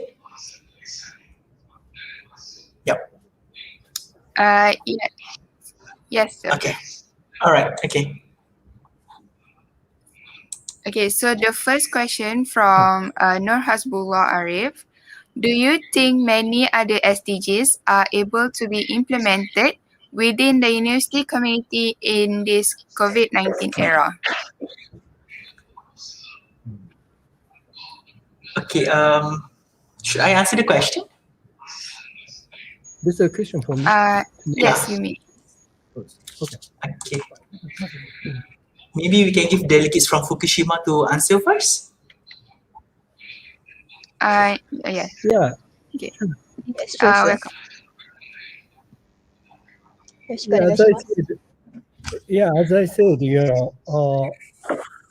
when we aim to achieve the SDG, the role of local communities, including university, is very, very crucial. So how to localize the SDG is one of the most important mission given to our university. Especially our university is located in the disaster hit area of March 11th. So from my perspective, as Professor Billy explained, Fukushima Ambassador Program is one of the most ambitious, provocative programs, for achieving SDGs. I strongly hope this program will last, and your students will participate in this FAP, Fukushima Ambassador Program, in the future. Okay, to answer the question, thank you so much, Prof, for the question. For the answer. To answer the question from Nur Hasbullah, okay, I think when we talk about the concept of SDG in COVID-19 era, we can see that the pandemic could push the number of people living in extreme poverty over to 1 billion by 2030. So I think the university plays a very important role, especially in this COVID-19, because most of the activities can be conducted remotely. It doesn't have to be a physical activities. So as long as the universities can work together with the students to work on the SDG, shouldn't be any issue. So among the activities can be done is actually webinar, a simple knowledge sharing session that can actually enhance the knowledge of other people through the webinar. So I think once the COVID-19 has subsided, so shouldn't be any issue for us to have a physical activities. But taking into the consideration the situation, the COVID-19 that we have, we cannot have physical activities. So the least that we can do is to have knowledge sharing session via webinar, and it's doable by all universities. And I think in fact in Malaysia, most of the public universities and also the private universities are embarking on SDG initiative. Yeah. Okay, thank you. Thank you. Thank you, Professor and Dr. Mirul. Okay, so the next question is from Nurul Rashida. How Fukushima could manage to recover from disaster in short time? に関してぜひ先生、どうしてこんな短期間で復興できたか。はい。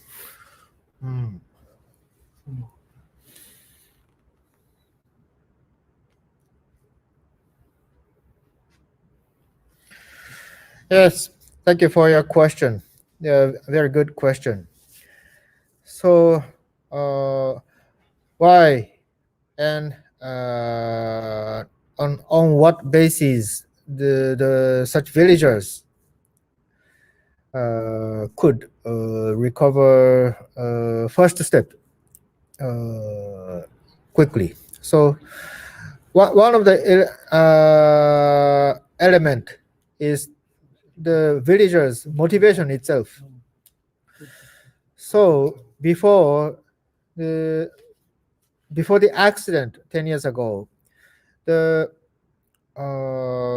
villagers and farmers had been working very hard to preserve land and make industry, especially livestock and wagyu farming. So even though because of the disaster, they had to stop farming 7 years, but during this period, many farmers continue to study and prepare for the restart outside the village. Some of the farmers went to the western side of Japan, where the impact of the disaster was less. So during these 7 years, each villagers had been studying how to improve production, how to make better management of grass, or how to make better communication with the consumers. So our university researchers cooperated with such motivated villagers to study outside the villagers, the good practice study together. So in my opinion, such 7 years preparation was very useful for the villagers to restart their industry after 2017, when the evacuation order was lifted. So this is one of great important causes to the quickness. Thank you.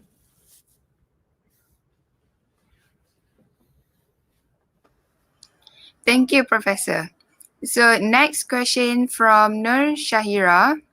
Professor Kumpe, what is your motivation to pursue in agricultural field? Thank you for your good question. So,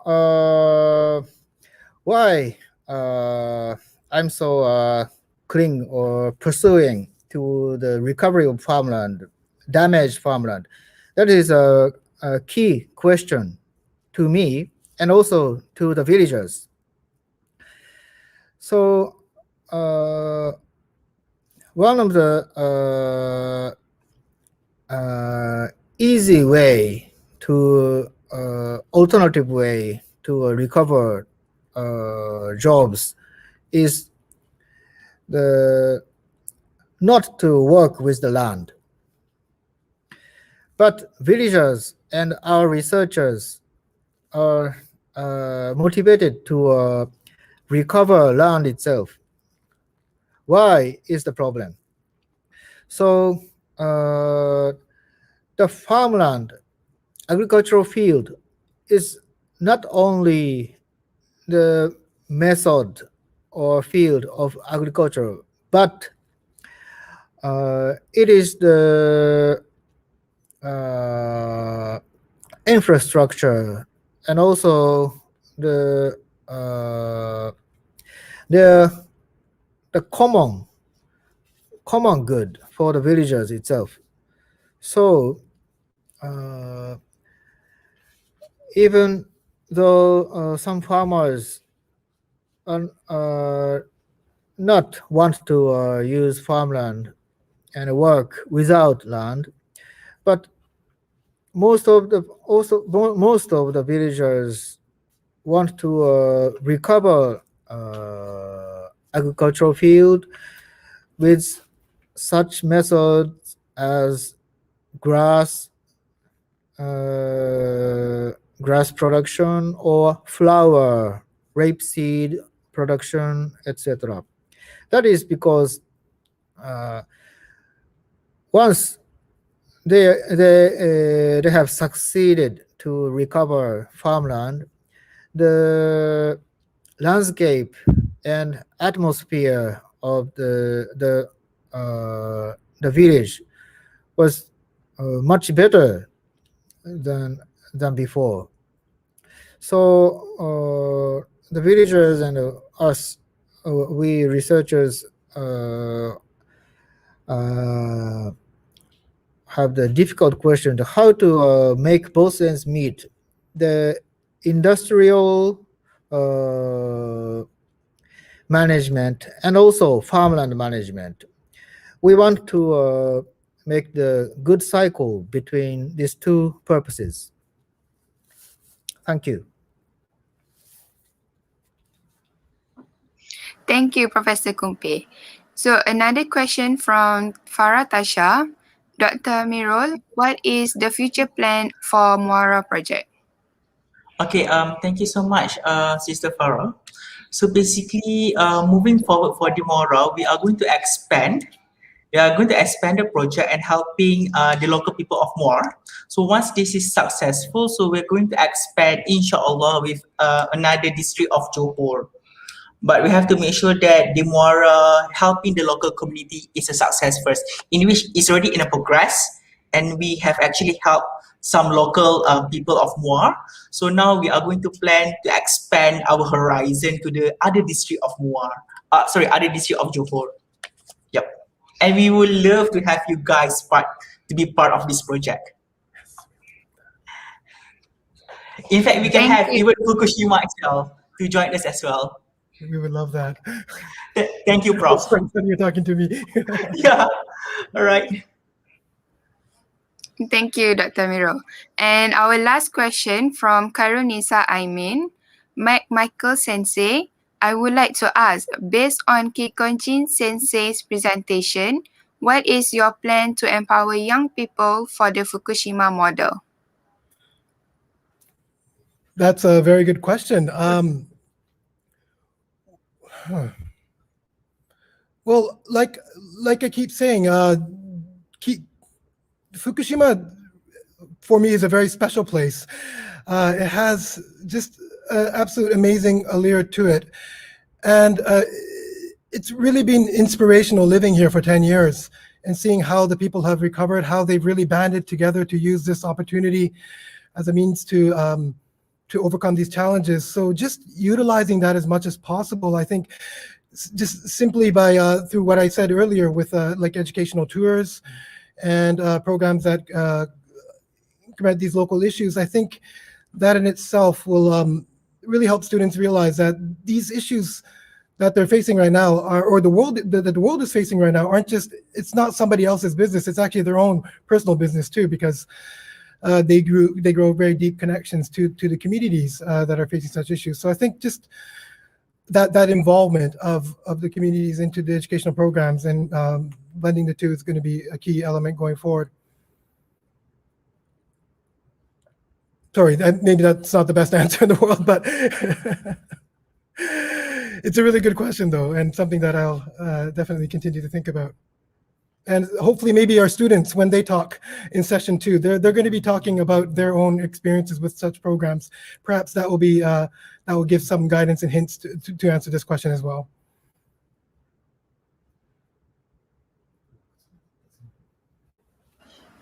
Thank you, Professor McMichael. Sorry. No, I go by many names. Michael, Billy, William. Okay. Dr. Miro, do you have any question? Yeah. Hi, Prof. Michael. All right, Prof. I have one question. Sure. Okay, when we talk about the concept of SDG, maybe we adults are working towards it, but in university, how can we actually involve the students?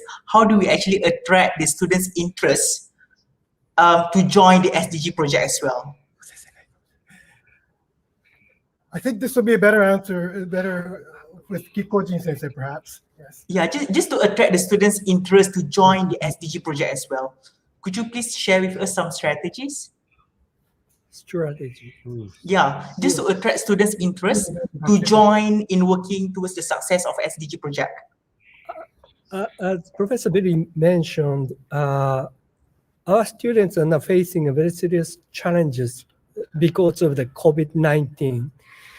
And what we have to do as an educator is to make them realize the challenges surrounding them and the goals of SDGs are interrelated, right?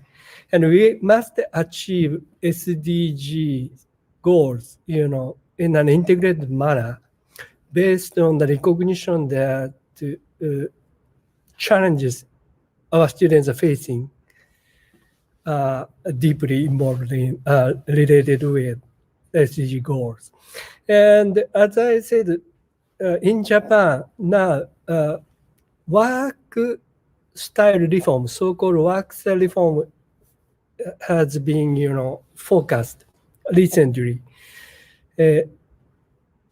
Starting from former Prime Minister Abe, work style reform has been in progress.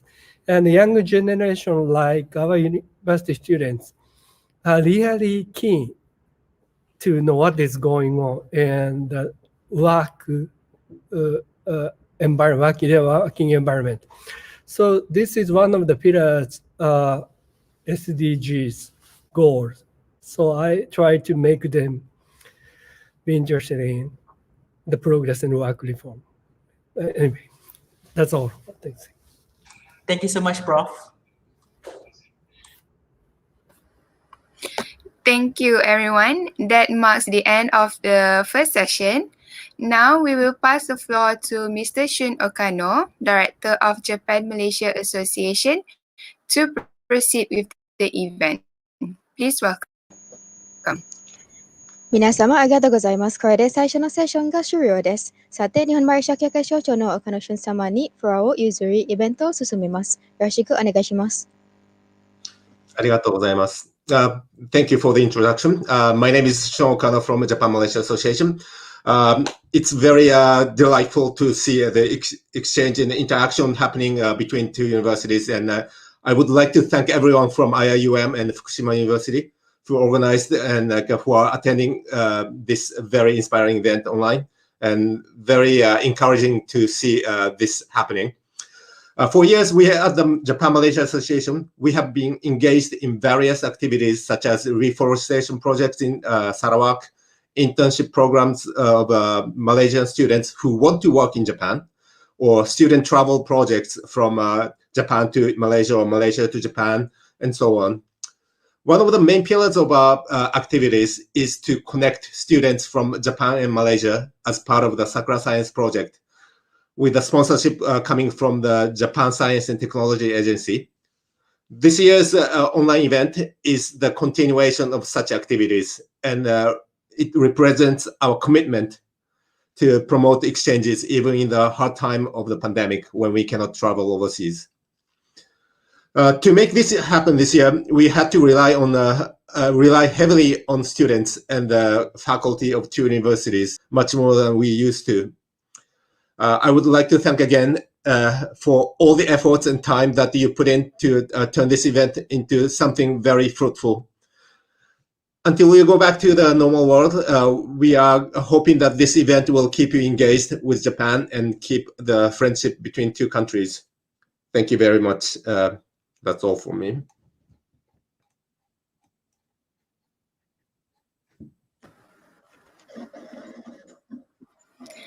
Thank you, Mr. Shun Okano. Ladies and gentlemen, we will be taking a short break. The second session will begin at 11:10 a.m. 岡野俊様、ありがとうございます。皆様、少し休憩します。学生経営セッションは午前11時10分に始まります。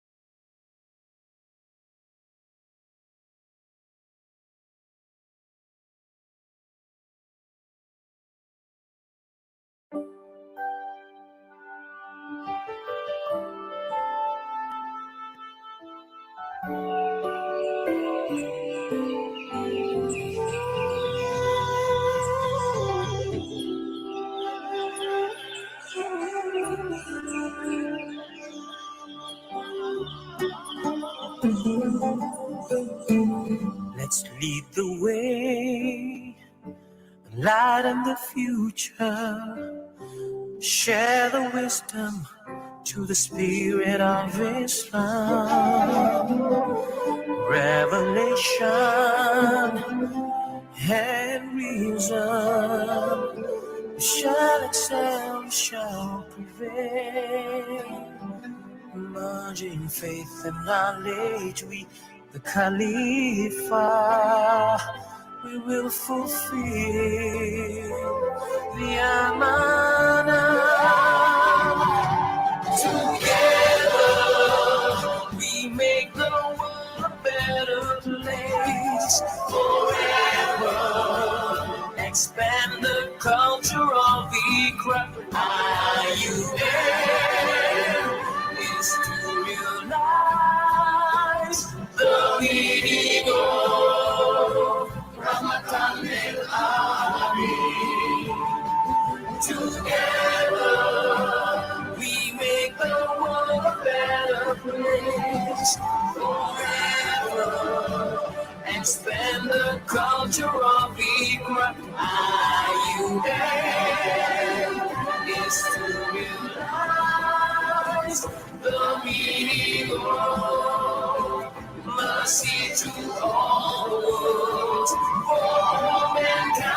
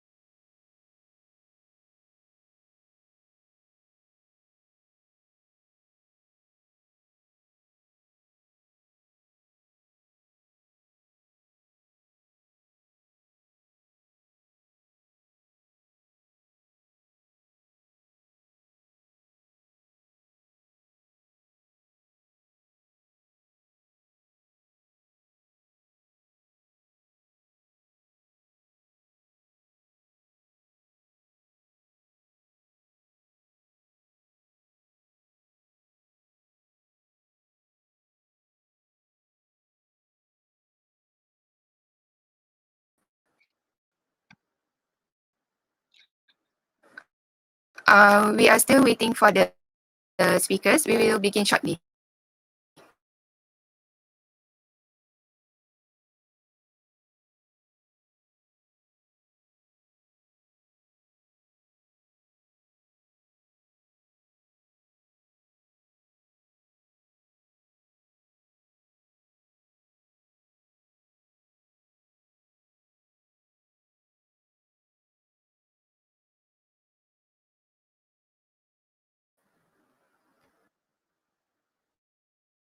Assalamualaikum and hello everyone. Welcome back. For this session, we will have two slots. The first slot is a student sharing session by international and local IIUM students from Fukushima University. And the second slot is a coffee session where students share their thoughts on with our world's current issues. If you have any questions, there will be a Q&A slot right after this session. You can share your questions in the comment. アシャラバクもそして皆さんこんにちは、お帰りなさい。このセッションでは2つのスロットがあります。最初のスロットは福岡大学の学生と IIUM の学生および地元学生による学生共有セッションです。そして2番目のスロットは学生が教育についての考えを世界の問題と一緒に共有するコーヒートークセッションです。質問がございましたら、このセッションの直後に Q&A スロットがあります。コメントで質問を共有してください。We will now proceed with the sharing session. Our panels from IIUM are Brother Hussein Ahli Yahya and Sister Huda Mardia. Brother Hussein, please welcome. 次に共有セッションに進みます。マレーシア国際サム大学のパネルはフセンさんとフダさんです。フセンさんよろしくお願いします。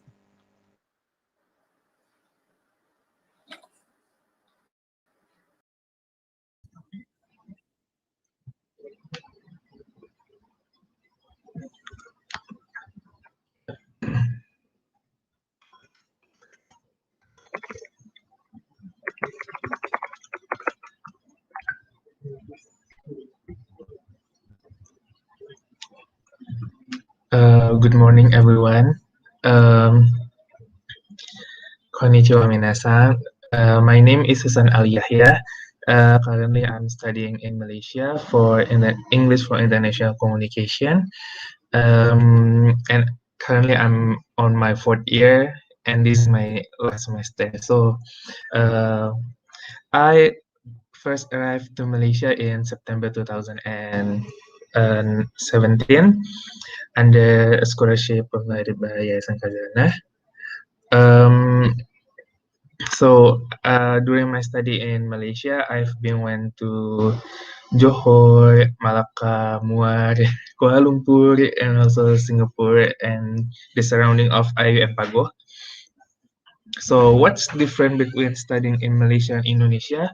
For me personally, because the classes in Malaysia is very practical compared to the one I studied previously in Indonesia, where the most of the curriculum is theoretical based. So when I compare the same subject, like the amount of theory learned in Indonesia is more, but the practical knowledge is more in Malaysia compared to in Indonesia. And in Malaysia, I think like most of the people is very focused on their study. Unlike in Indonesia, we have a lot of other things that distract us from focusing on studying. I think like the environment in Malaysia, they are very welcoming to foreigner. Despite the conflict between Indonesia and Malaysia, they still welcome the international student there and help them with any necessary, because there are a lot of problem that is encountered by international student because because the environment is new and they're not adapted yet with the environment in Malaysia. So why I choose IIUM is because IIUM is an Islamic university, so I feel like I can stay in the correct path, because if you went to another university, you might be affected with the other thought and belief that maybe will harm you. That's all.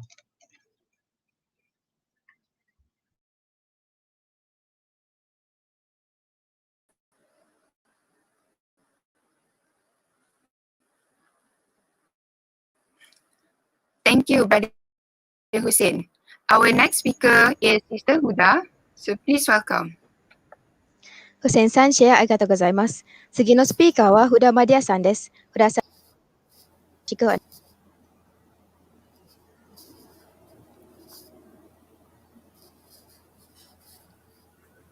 Okay. Assalamualaikum and hello and a good day to everyone. My name is Huda Mardia binti Kamarul Zaman, and I am a final year student majoring in tourism planning and hospitality management in IIUM Pago, and also minoring in Japanese language. So I was invited today to share a bit about my experience during my time in Japan doing an exchange program. So here I am to talk about it.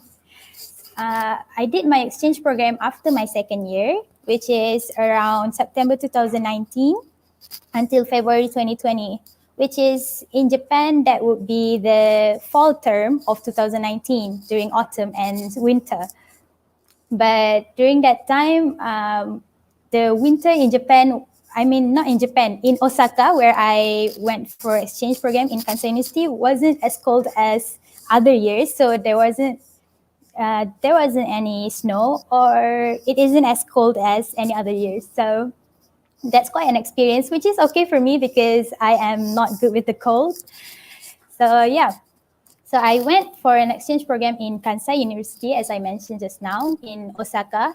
It is really near to Kyoto. So if everybody wants to know, Kyoto has a lot of like tourist attraction and temples and beautiful places to go to.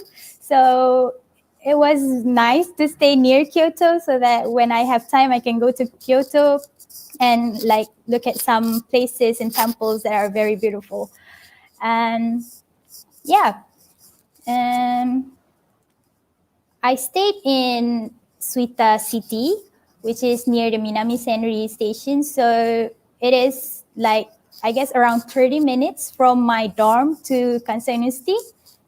And it was quite fun, I guess, because like in Malaysia, especially in IIUM Pago, like there's only like not so much to like walk or anything. It's like from our academic building to our dorm, we can use the shuttle bus provided, or like we can walk if we want to. But in Japan, or at least in the place I exchanged to in Kansai University, between my dorm, the Kansai University International Dorm, and the Kansai University Academic, the campus, I need to ride like 2 stations using the train, and it takes around 30 minutes. So it was a fun experience actually.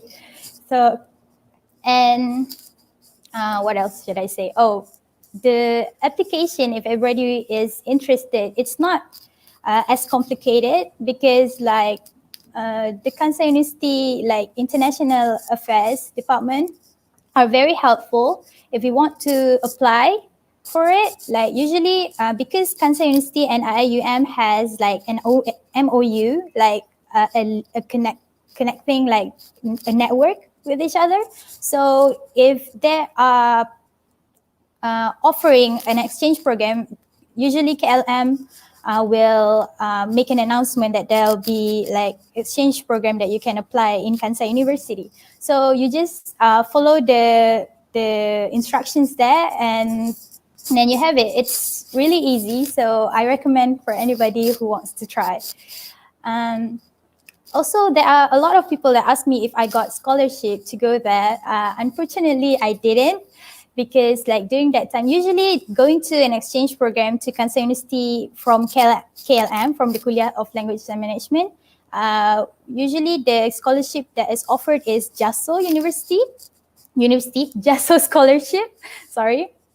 JASO scholarship, but during my semester, the semester that I went to, JASO wasn't offering any scholarship. So if you were to apply for exchange program in Kansai University, I recommend you to ask the JASO themselves if they are offering any scholarship during that semester you want to apply.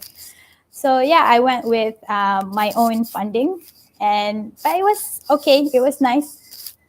And what else? Oh, if like why I chose Japan. And there are some people that ask also, like, why not Korea or like other countries? Why Japan? That is because like I was exposed to like the Japanese animation, or more known as anime, like from since I was little, because like my family watches it. So like when I became interested in them, like I watched many of the series and movies, and from there I got to learn Japanese like unintentionally because I watched them too much. So it kind of gets into my head, the Japanese language. And when I went to like university, there is an official Japanese class, and I'm like, oh, why not? Because I already have some basics or vocab from the anime. So from there, I learned actual Japanese, like the formal ones and everything, like how you should say some words like more formally, because anime usually they use like more casual Japanese. That is also the reason why I am better at casual Japanese more than formal Japanese, because I kind of learned them from anime.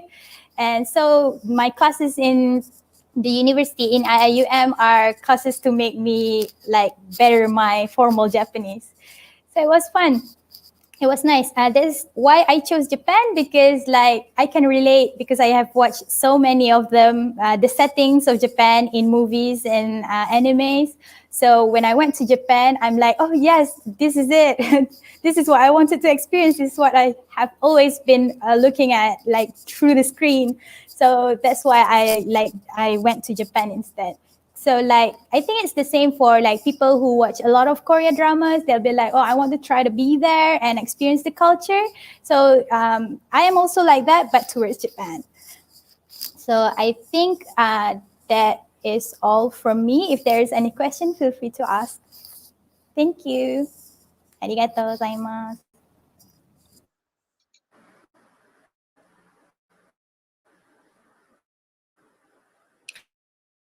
Thank you, Sister Huda, for sharing. Representing the Fukushima University are Yuya Kawamata, Junpei Hashimoto, and Nurin Shakifa. Please welcome. 福田さん、シェアありがとうございます。福島大学を代表して、川本優也さん、橋本淳平さんと、ルルン・シャキファさんです。よろしくお願いします。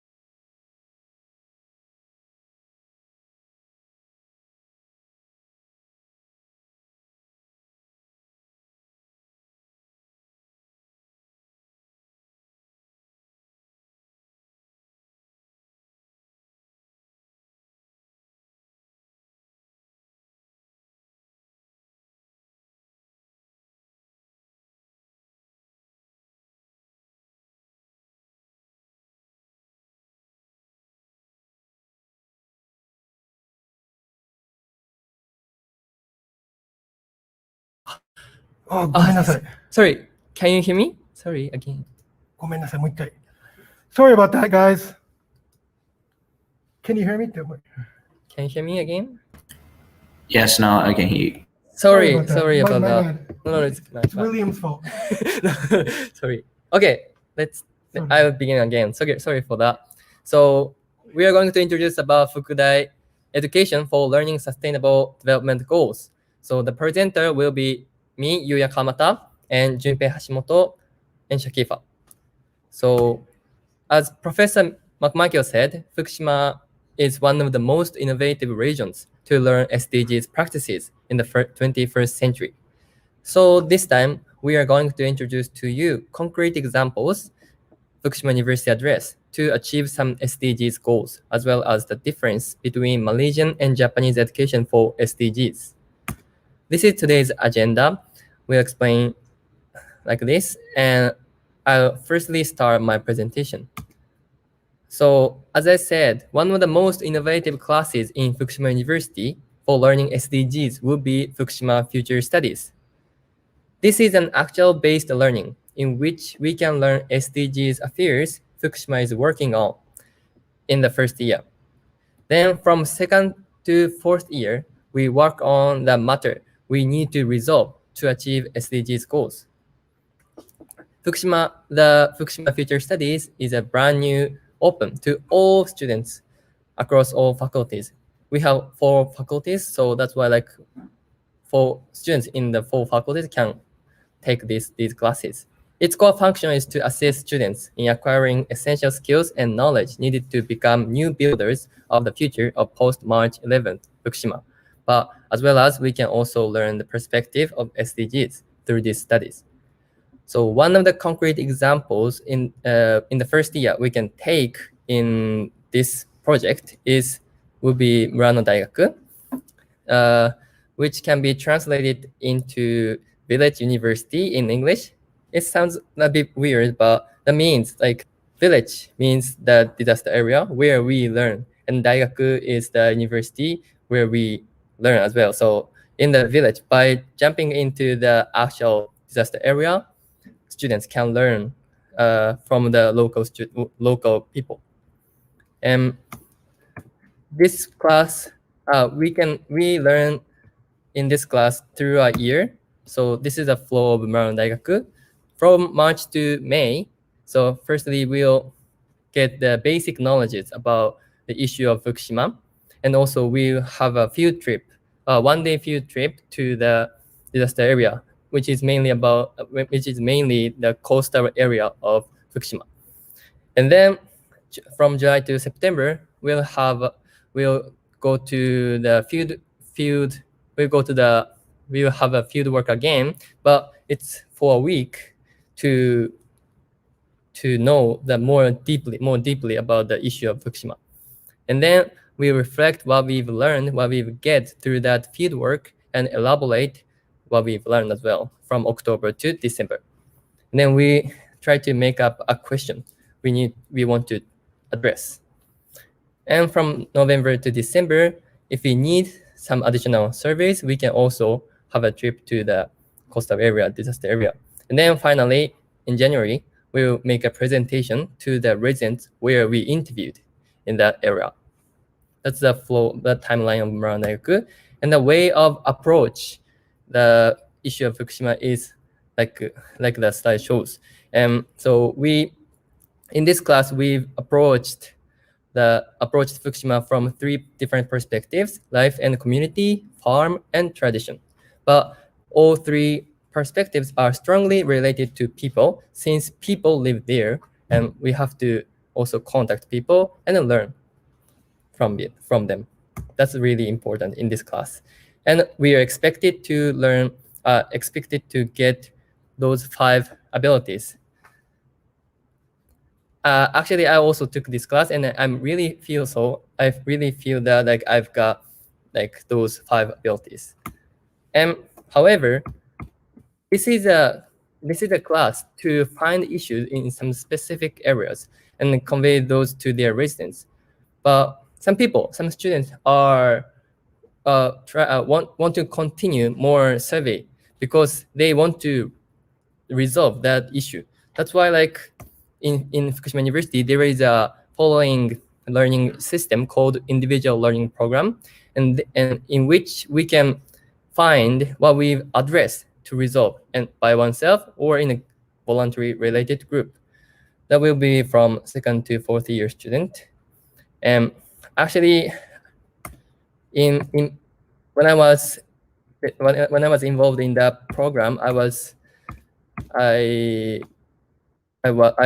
addressed like the slide shows, like the Ray Blossom Candle project, and connection with the Honey project, agriculture project, help each other project. We have addressed those 4 perspectives called The Great Place Minami Soma Season 2. And through this project, so we've searched and we've practiced and achieved something to resolve the issue of Fukushima. And that definitely made us learn about the perspectives of SDGs. So one of the other examples in future Fukushima Future Studies will be Fukushima Ambassadors Program, which will be explained by Junpei Hashimoto. Thank you so much, Yuya, and nice to meet you, everyone. This is Junpei speaking. I am studying at Fukushima University and plan to become a teacher at junior high school. So let's begin. So I'd like to introduce FAP, Fukushima Ambassadors Program. It is a program that Fukushima University provides local and international students with precious opportunities to learn March 11th and relevant issues, such as demolition of nuclear power plants and how people are working for revitalization after the earthquake. Next one, please. In 2019, about 20 students took part in this program and learned the current situation in Fukushima Prefecture. The international students who are from UK, the United States, and Canada, to name a few, learned a lot about Fukushima. Fukushima University has organized this program 14 times and welcomed totally about 200 international students and other exchange students who came to Japan before the program to study at our university. Next slide, please. This activity is very conducive to make participants realize the ongoing process of revitalization and gain correct information by seeing, hearing, and reflecting objectively upon the challenges faced in Fukushima. Next one, please. Moreover, FAP helps participants evaluate any misconceptions they may have about post-March 11th Fukushima and helps them identify ways, if they wish so, that they can become an agent for changing the recovery effort for Fukushima after returning home. It seems hard to comprehend after March 11th circumstance without their observation. Therefore, it is surely helpful to reinforce their factual understandings. Next one, please. Now, let me show you some pictures which was taken during this program for several years. The members of FAP, for instance, can visit Aizu City to see Tsurugajo Castle, a landmark of the city, and Fukushima City to enjoy peach picking. I heard that peach picking was one of the most popular activities among students, as peach is locally famous. And the rest of the pictures tell us the succession of this program after March 11th.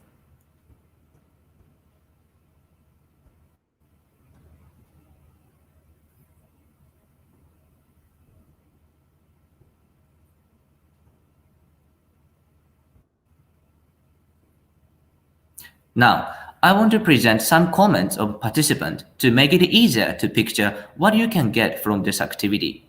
A Hungarian student said that she liked how this program created a chance to interact with local people and let them hear the voices. In addition, a German student answered that he understood how hard people are working to rebuild and revitalize their homes. Their comments show the value of attending FAP. Next one, please. Finally, related to a concern for SDGs, vast majority of participants recognize the importance of world energy policies, global collaboration, and sustainable and resilient infrastructure building. Their awareness for these topics can contribute to sustaining our lives and communicating each other to deal with social problems effectively. Finally, I really appreciate your listening and wrap up my section. Thank you so much. And now, Yuya will explain some practices that Fukushima University can offer to tackle SDGs-related issues. Thanks. Thank you, Junpei. So then I'm going to talk about VFR project, which stands for Voluntary Youth Fukushima Review Project. It's not a Fukushima Future Studies, but it's definitely the education of SDGs. Have you ever heard of Voluntary National Reviews? They are part of the follow-up reviews for achieving SDGs goals set in the 2030 agenda.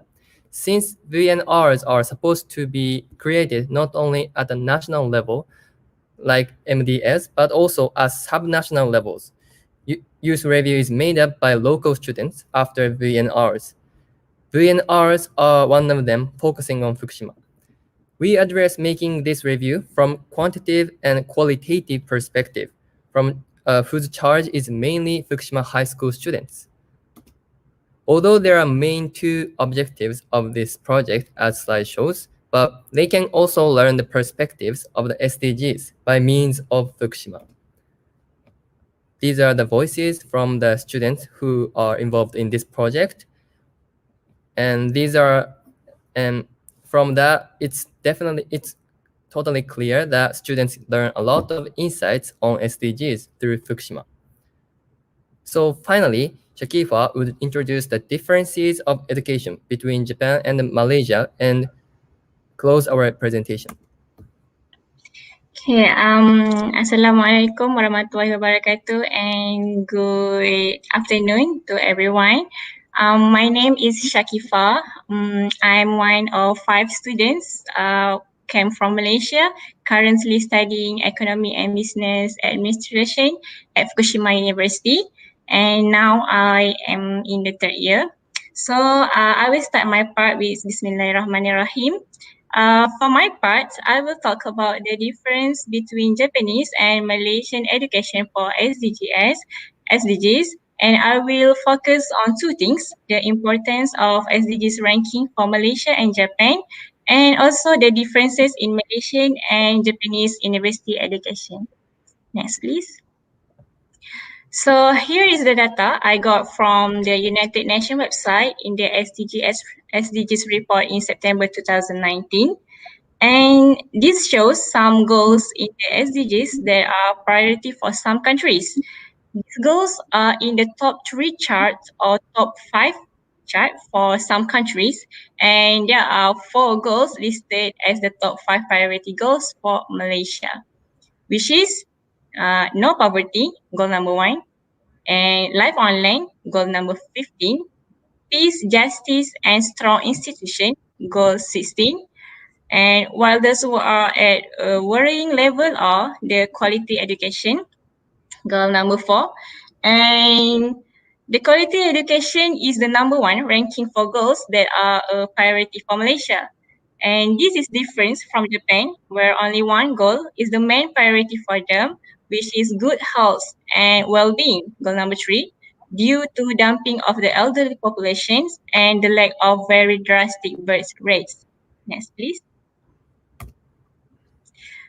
So, looking at the quality of education as the number one priority for Malaysia, I would like to bring the difference in the education system between Malaysia and Japan.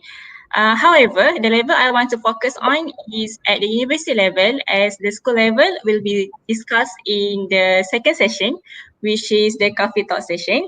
So, university education, like for me to bring a yardstick by looking at the benefit of university education that has been released by Monash University, a public university in Melbourne, Australia, which is number one, improve your prospect life. Number two, learn and discover. Number three, achieve and excel. And the last one is establish professional connections. So I'm sure both countries' university can meet these bottom three benefits. However, there is a difference for the first benefit, which is to improve your prospects of life. So before that, what is improve your prospects of life? As you can see on the right side, those are follows. So I believe that Malaysia is still struggling to meet this benefit. The next slide, please. So how can this difference happen? So this is the interesting part. I will explain the education system that happened at the University of Japan. What is on the slide is my own experience and also the sharing from my friends who are here. So for the first year, the career building subject is a core subject where all students are required to take this subject, and below is a list of subjects that need to be taken during the first year. This I find does not happen in Malaysia. What can we get here at the end of the first year is awareness to improve new skills, and also as well as internship experience.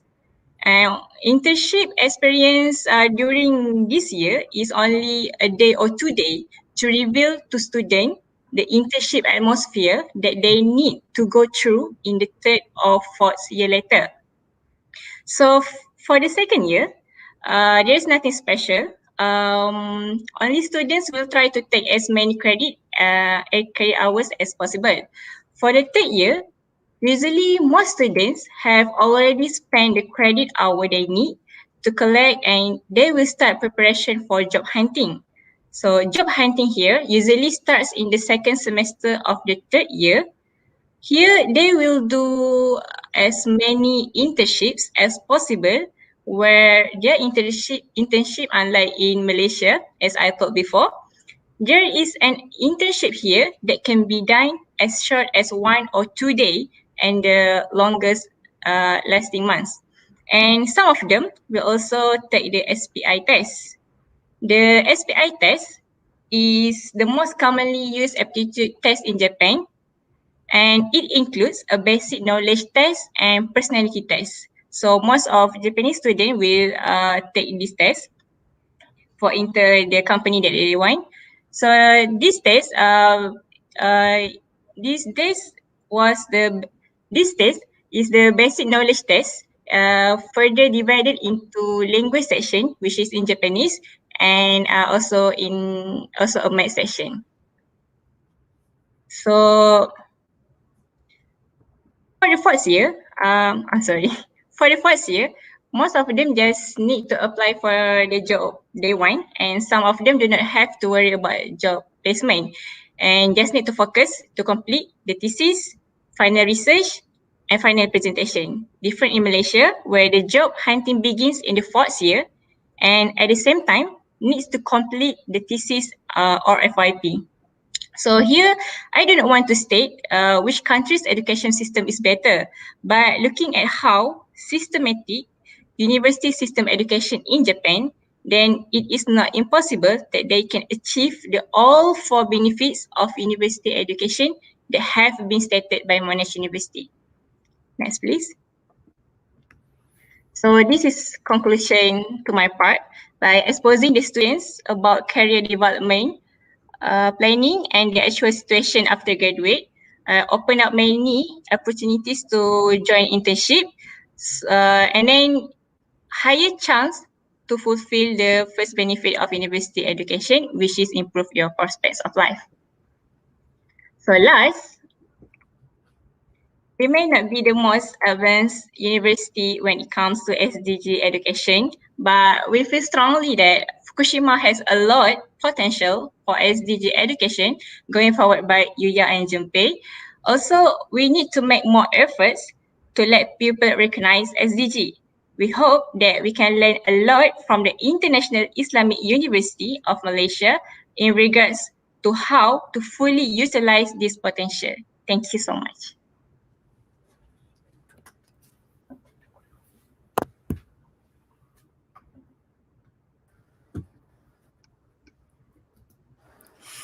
Thank you to all panels for the lovely sharing.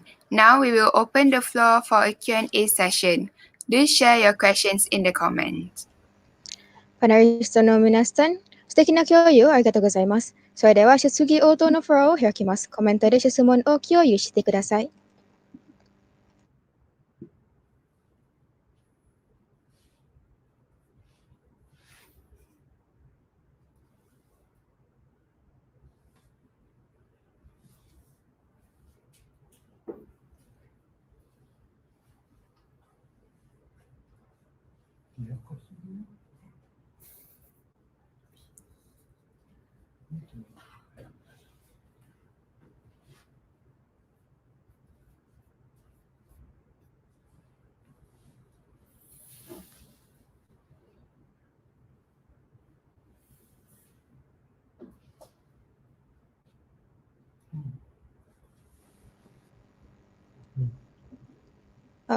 すみません。Husseinさん、is Hussein here?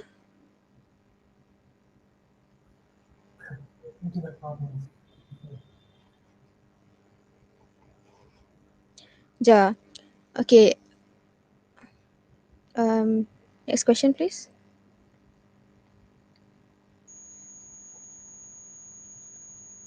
Okay, from Malaysia, please, Shakifa, how it's like being a Malaysian student in Japan, and why did you choose Fukushima University? Okay, thank you for the question, Muasha Mukhlis. So the reason why I chose Fukushima University is I really like volunteer works, and I think the chances for me to join volunteer work here are high. So that's the first reason why I want to choose Fukushima University. And the second one is I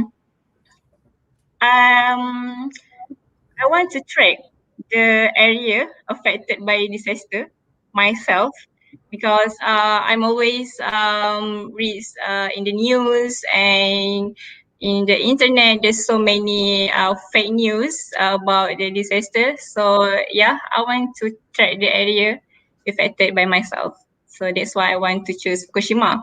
And how it's like being a Malaysian student. In Fukushima, I think I choose the right university, Fukushima University, because here they very welcome me and my friends, and also because they know that I love to join the volunteer work, so they tend to invite me to join many volunteer works. That's what I think. Thank you. Okay. Thank you, Sister Shakifa. Now, a question from Nur Hasbullah Arif M. Effendi. Yuya-san, is there anybody or organization that could enhance students' leadership skill in your university? Okay, thank you for the question. Thank you for the question. Yes, as I explained in my presentation, like actually in terms of my experience, actually I've originally made my organization, right? But we can also jump in some organization, or it's just there is some organization, like as Shakifa said, there is many clubs or circles in the University of Fukushima where we can contribute to the revitalization of Fukushima. So if you come to Fukushima University, you can also jump in this group, and where you can also take a leadership and then try to contribute to the revitalization of Fukushima. I think so. It's all right, I think. Okay, thank you, Yuya-san. So next question is from Noshara Zainur Hisham. Hussein, how did you first discover IIUM and what made you choose this university? Thank you for the question, Shahi Hassan. So I discovered IUM because previously my senior in my high school also went to IUM. So from that I know about IUM. And what made me choose IUM because it's an Islamic university. So I hope it can help me to improve my faith in Islam and so on. Thank you.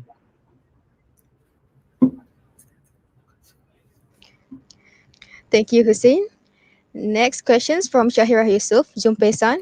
If you can do the projects again, would you like to invite IIUM as part of the participants for the project?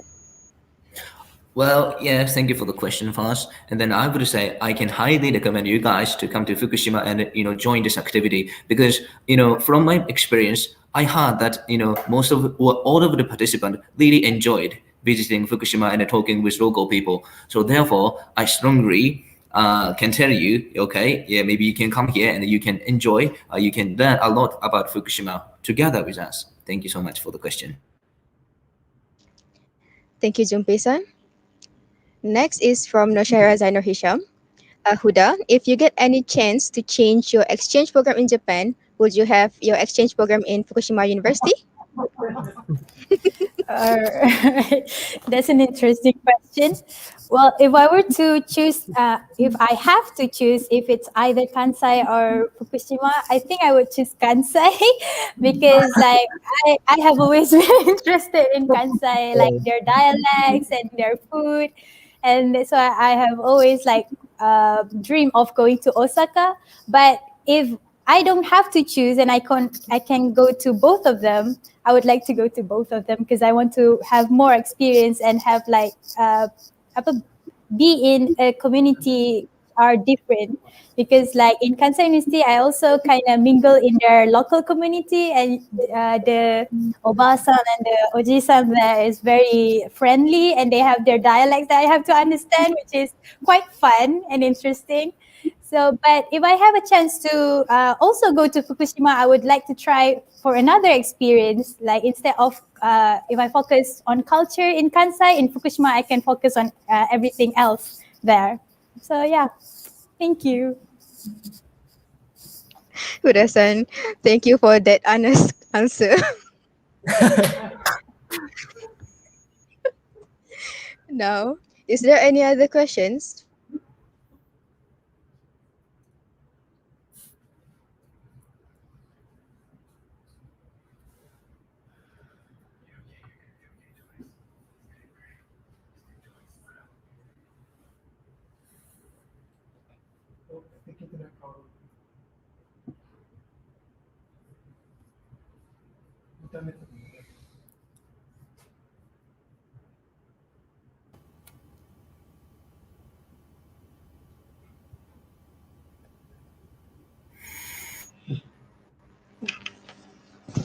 Okay, sorry for that. I have some trouble in internet connections. Ja, izo desu ka?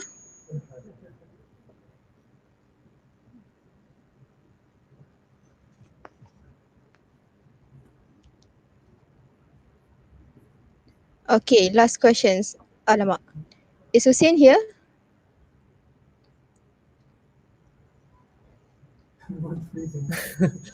Oh dear.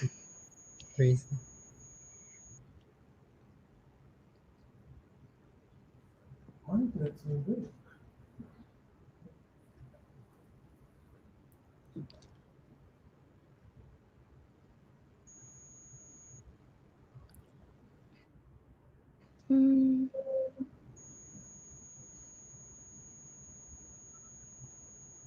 Okay, so what should we do? Maybe Hussein have some internet connection problem?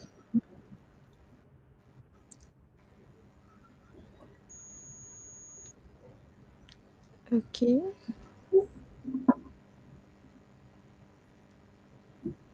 Okay, let's wait for a moment.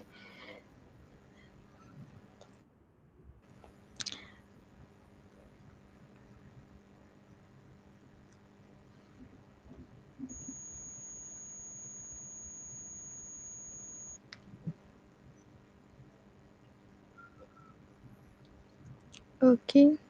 If there is any other questions, audience can please share your thoughts or questions in the comments section.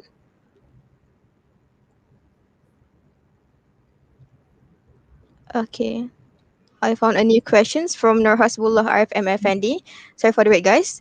So now Fukushima students, do you want to have an exchange program in IIUM? Yeah, for me, can I answer? Maybe for me, like, yeah, I really strongly, I want to go visit, of course, because, you know, already I met some of the students like from Malaysia, and I made lots of friends, and they are really, yeah, welcomed, and also they are really friendly, and I really love talking with, and also love meeting new people with friends. Not only, of course, IIUM, but also any other places. I really want to have an exchange program, of course. Maybe what about Junpei, I think? Okay, thank you for the question. Well, yeah, I also want to go there because, you know, I mean, facing the other cultures is really meaningful to develop our thoughts or perspectives. So, you know, going into IIUM enables us to study a lot of stuff such as cultures or languages or the other stuffs too. So I really also want to go there. Thank you. Okay. Thank you. Thank you, Junpei. What about Shakifah-san? Oh, even though I'm a Malaysian in Fukushima University, I'm really happy if I can get the opportunity to join exchange program with IIUM. Okay, thank you, Shakifah-san. Next, another questions from Nurin Irina. Sister Huda, did you experience any cultural shock during your exchange program? If so, how did you overcome it? Thank you. Thank you for that question. As for cultural shock, usually it's because of something that we didn't expect and like really different from our like culture in Malaysia and Japan. But probably because I was kind of prepared for like whatever culture that will be there, so there wasn't much a culture shock for me. But there are some like interesting things that doesn't usually happen in Malaysia but happens in Japan, like how I mentioned just now. When like in Malaysia, usually it's not a culture shock, but in Malaysia, usually everybody has cars or like at least motorcycles, and if they want to go anywhere, even if it's really close by, they will usually use vehicles. But in Japan, if it's sometimes there are also people that, like I said, I went like I need to go 2 stations away to go from my dorm to my university, but there are also people who actually walk there. So yeah, it's not a culture shock, but it's something interesting to see. And actually, when I was in Japan, I am more motivated to like walk more. There are also times when I walk, like instead of using the train, I walk for 1 hour to go to places like I want to go.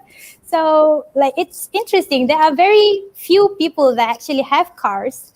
And I think it was a shock when I hear some people say, like, if I ask what their hobby is, and they said their hobby is driving. I guess that was a shock for me, because how can driving be a hobby? Because you drive every day. And so, and then I realized, they don't really drive. They usually use the trains or walk or ride the bicycles. So usually people who actually have cars love driving, and it's like a hobby.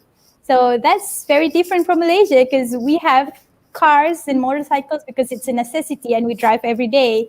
So we don't have people who say driving are their hobbies in Malaysia. So I guess that's it. Yeah, thank you. Okay. Thank you, Huda-san.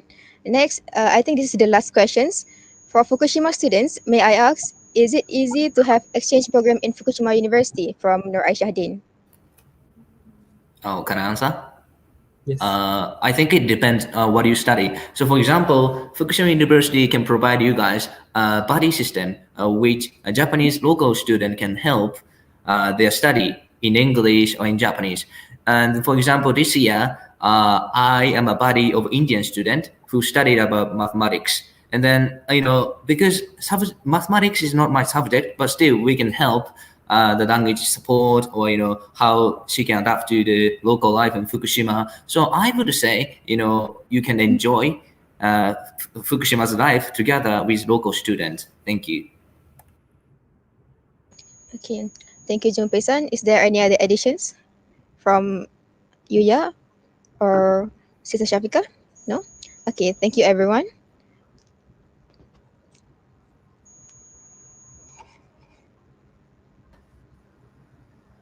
Okay. Thank you, everyone. That marks the end of the first slot.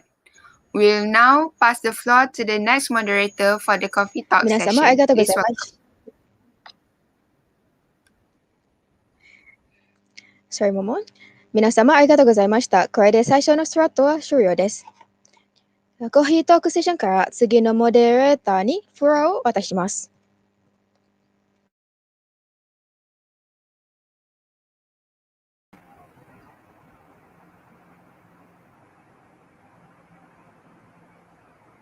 Hi and Assalamualaikum everyone. My name is Farah Natasha binti Razali. You guys can call me Tasha, and I'll be your moderator for today for Coffee Talk session.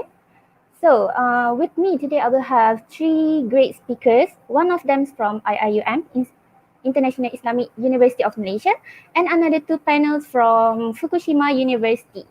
So let us invite 3 our speakers here to the stage.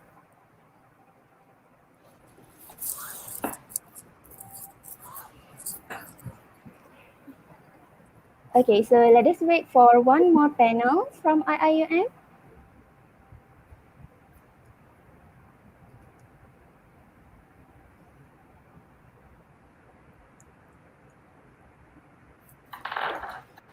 Okay, so all of you guys are here. Okay, can you guys hear me clearly?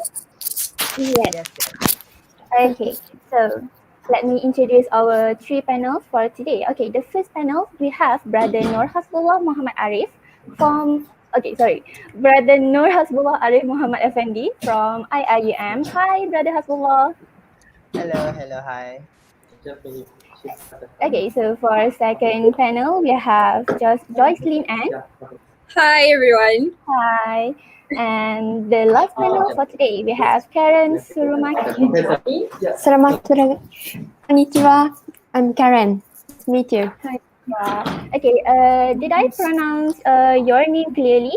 Did I pronounce your name correctly? Ish, correct, yeah. Okay. Okay, so for this coffee talk session, our topic for today will be about the differences between Malaysian education and Japanese education. But for this session, it's going to be a casual and light session where we just have to, we are going to have a very light conversation and a very smooth chit chat between each other in order for us to get to know each other better from different universities and different countries. Okay, so before I begin with before I begin to the topic, let us just get to know each other better. The first question from me, Brother Hasbullah, what courses are you in? What courses are you taking in university, and what year are you in right now? Alright, okay, Bismillahirrahmanirrahim. Assalamualaikum. Let me just briefly introduce myself again. My name is Hasbullah. You can just call me Has, if that's okay. I'm taking English for International Communication, or a short for NCOM, ENCOM, and I'm in my final year, final semester. Okay, that's great. Okay, what about Joycelyn Ann? What courses or what programs are you taking in university, and what year are you in right now? Currently, I'm in my final year here in Fukushima University. I'm in symbiotic science systems courses, which it's a bit difficult to explain. It's like a combination of engineering and science and But previously, I was studying for 3 years in Kosan. It's like a technical school in Malaysia. I was majoring in mechanical engineering. So after graduating Kosan, I entered Fukushima University. So I'm currently my final year here. Yeah. Wow, that sounds interesting. Okay, so the last one, Karen Surumaki. What programs are you in and what year are you in right now? Hi, I'm Karen. I'm a first year student and my major is economics. And I'm learning about the local community of in the Fukushima prefecture and such as agriculture or some industries. Thank you. Okay, thank you. Okay, so let us move on to our next question. Okay, Brother Hasbullah, can you explain to us about the education system in Malaysia from Alright. kindergarten into the university level? Alright, sure. So in Malaysia, this is the usual route that children will take when they are about 5 or 4 years old until 6 years old. They will be going through kindergarten. This is where they will start learning letters. They will start learning numbers. They will start learning just very basic when it comes to moral values even, and a bit of sports here and there. So it's very basic, it's very surface for introduction to go for them to go to primary school. Okay, primary school is just like uh primary school takes about 6 years. It started from 7 years old to 12 years old. We call it as primary 1 until primary 6. This is where they learn the basics of the subjects as well, but they will learn more about how to make sentence structure, what is grammar, what is noun, perhaps for languages, and they will also learn the very basics when it comes to sciences and maths as well. They will start to learn some additions, some multiplications, and they will also learn, if I'm not mistaken, they will also start to learn about the solar system when it comes to sciences. They will start to learn a bit of plants and animals and the kingdoms when it comes to these animals, and then they will go to high school, or in Malaysia we call it secondary school, where we label them as Form 1 until Form 5. And this is where they will start to learn where do they want to major in when it comes to university later on. This is where they will start to being introduced with accounting, perhaps, pure sciences, where they learn biology, chemistry, physics, additional maths, calculus. They will start to learn about some marketing strategies here and there as well. They will start to learn uh, technical subjects, ICT subjects as well. This is where they will start to get the basics of the things that they will need to go to university. And after you are done with Form 5, you will be having many choices. Either you can continue to Form 6, as called as STPM. You can go to another form of Form 6, which is for religious subjects. You can also go to foundation, matriculation, diploma, polytechnic. And after you're done with this level, this is just preparation for you to go to degree, where we are right now. So in degree, this is where you really hone your skills so that you can go to workplace later on. But even if you don't want to go to workplace, there's always chance for you to go to masters, and you can do your PhDs. You can even do double degrees. You can do double PhDs if you want to. If you want to be an academician, you can go and gain more knowledge through this route. So when it comes to education system, that is the normal route when it comes to Malaysians. Yeah, that would be for me. Okay, so in Malaysia, at what age normally students started to enter university? The normal, the common age, pre-COVID times, it was 18. However, we're not sure about COVID times because nowadays students in Form 5, which is on their final year of the secondary school, they would have to take the biggest exam in their life. That's what they say. Their life at age of 18. So we have no idea what to expect yet when it comes to when will they go to university during the COVID times. But I believe maybe around late of this year, late of the 18 years old, probably. Late of 18 years old. Okay. So that's for Malaysian education. What about Japanese education? What is the Japanese education system? Maybe anyone, Jocelyn or Karen Suromaki can explain to us. So I would like to talk about the Japanese education system from kindergarten to high school, and after that, Jocelyn please answer the Kosen and university. Is it okay? So the Japanese kindergarten is for 3 to 5 years old children, and it's not only provide daycare but also teach hiragana and the numbers or singing and dancing. And another one, the nursery school, is for children aged 0 to 5, and depends on the nursery school, but most of them only do daycare. Japanese elementary school students are 6 to 12 years old. An elite school or private school often have to take entrance exams, and other schools are divided based on the local areas. First and second year students studied music, art, linguistics, sports, civic, moral, and social studies. And in addition, third and fourth year students studied social studies, science, histories, comprehensive learning, and so on. And 5-year students also studied home economics and English and a characteristic of Japanese elementary school is that the most schools have a school meal, and students serve their own meals, and also students clean their room, classroom, and school.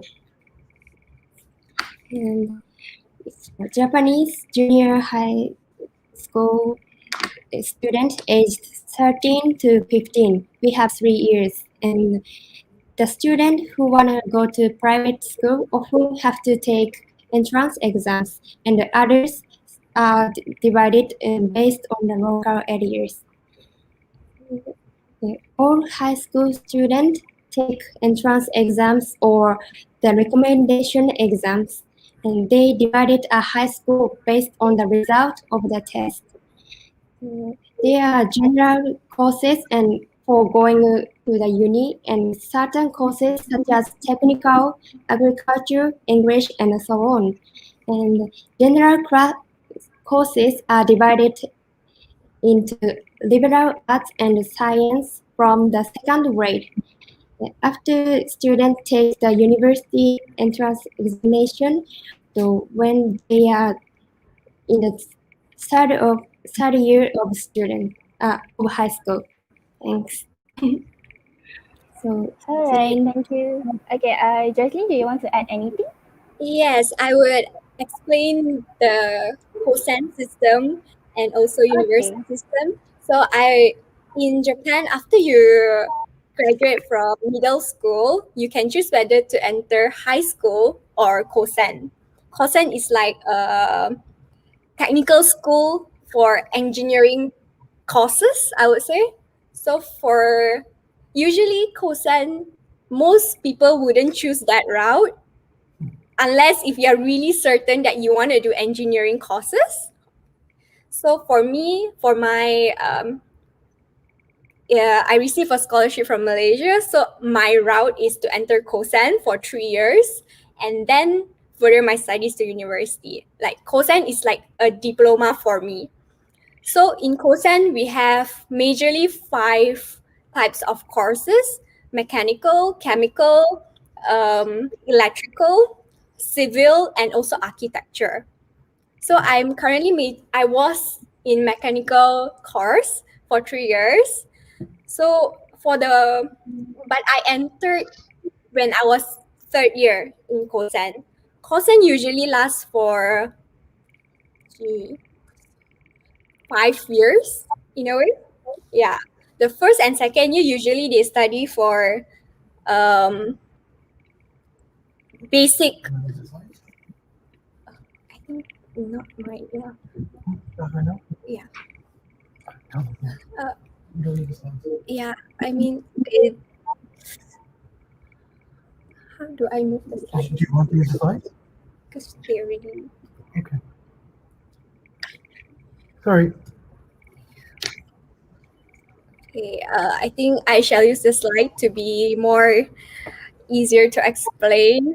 So Kosen is basically from 16 years of age up to 20. And like the first 2 years, usually we have like basic subjects like English, math, science, sports, geography, history, and mostly experiments. For the final 2 years, 3 years actually, sorry for that, 3 to 5 years is more on major subjects.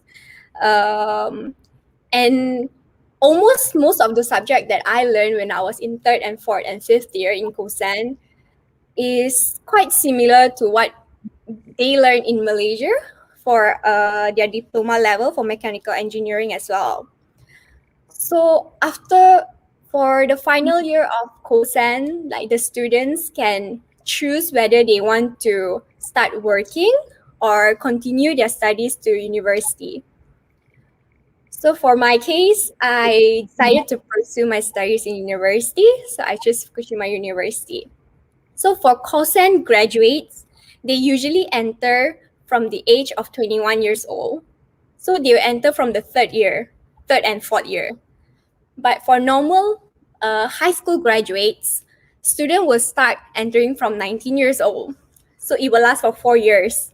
So usually the first 2 years, it's commonly they will study major subject and seminars. For the last 2 years is mainly research, internship, and thesis. Yeah, to enter university, usually we will have entrance examination. So each university has different entrance examination. So to enter particular university, you need to take that particular entrance examination. Yeah, I think that's the main flow of Japan's education system. Yeah. Thank you. All right, thank you, Georgina. I believe that it is very clear explanation from you, and it is a new to me to know about Kozen. And wow, okay. Wow. Okay, let us just proceed with Brother Nur Hasbullah Arif. Can you explain to us about the semester system in Malaysia University? A semester system. All right. Semester system. I'll be talking when it comes to university levels, yeah, because when it comes to high school, we don't really have semesters. We do have breaks in the middle. We have like 2 to 3 breaks, but it only lasts for 1 week or 2 weeks at most. But we do have a year-end break where it is usually starting from November until December, pre-COVID times. Past COVID times, it may change. We have no idea again. But according to last year, they did take the same kind of break, but it lasted till January because of the rising numbers of cases in Malaysia. But for university levels, there's not much changes, even though COVID appeared out of nowhere. When it comes to university level, we have like about three semesters. Long semesters, we have 2 of them, and we have 1 short semester. The long semesters last about 5 months, and it usually started from February until ends around end of June, early of July, of some sort. It depends on the university itself as well. And then we have the short semester that lasts max at 2 months, which lasts right after the long semester ends and lasts for 2 months. And then we'll start again with the long semester again, starting from September until about January or so. But the system goes as the September as the first semester, September first, and then February, and then June or July. However, this is my experience when it comes to IIUM. Not everyone is obligated or being compulsory to take the short semester. It only for the certain courses that have to take it. For example, the medics. A lot of society sciences students, also as architecture students, they do have to take a short semester. If I'm not mistaken, law students as well. But when it comes to my faculty, we don't really take short semester unless we're doing our internship or we did take like a semester leave before and we want to catch up to a few subjects that are available in the short semester. The short semester, we don't really have a teaching process. It's more of a it's more like a 2 to 3 months break for us students, but it's for the teachers and for the lecturers and for the staff, it's work day for them as well. So that is what it comes to the semester systems when it comes to university levels in Malaysia. Okay, thank you, Brother Hasbullah, for the sharing.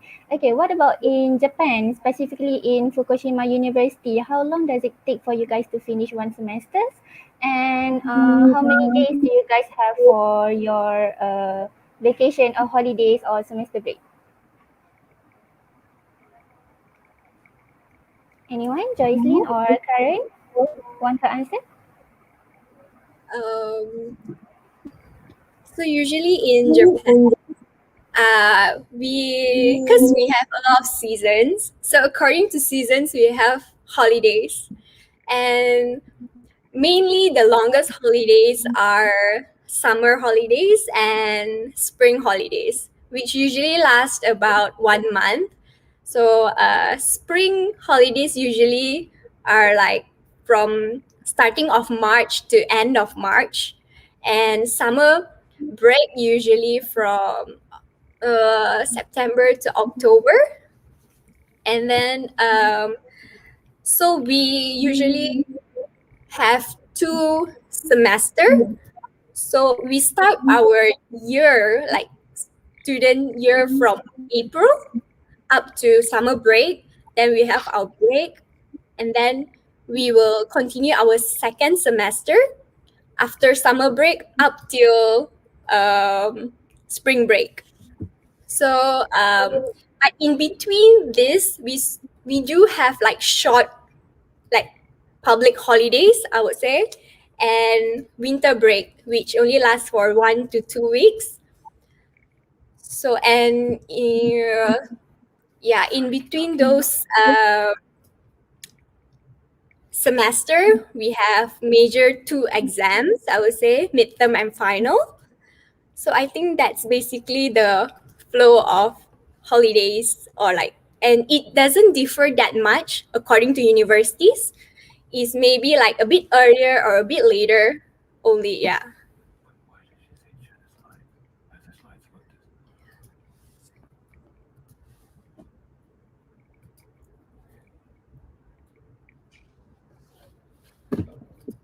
So is to be more clear,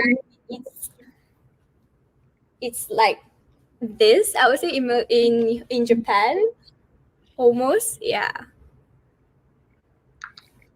Yeah, I think. Okay. Okay, thank you. Okay, let us proceed with the next question. When you bring about the examination, like in Japan, you have 2 exams, midterms and final exam.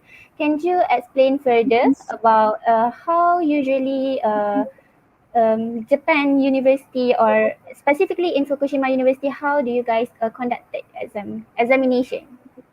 I will let Karen explain this. Yeah, sure.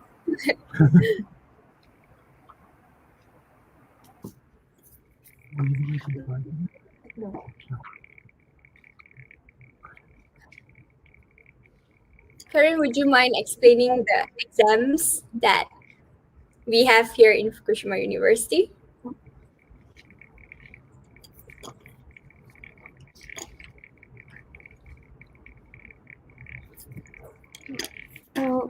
Our testing depends on each problem, but we have writing a test or just make report or something. Okay. And how long does it take for one's exams? Normally, is it 1 hour? sometimes it depends on the subjects.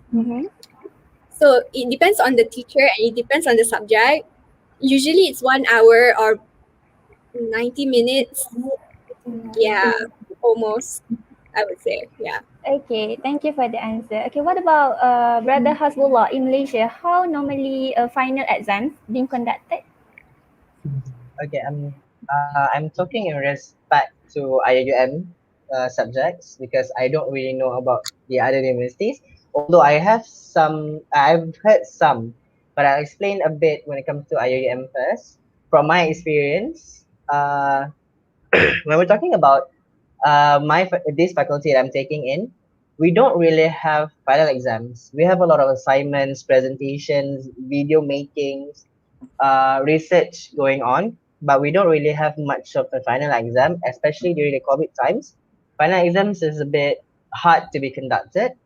However, there are some tests, for example, like quizzes being conducted online, and they will usually make it as an open book test, but there will be a bit of difference between this person's question and this person's question.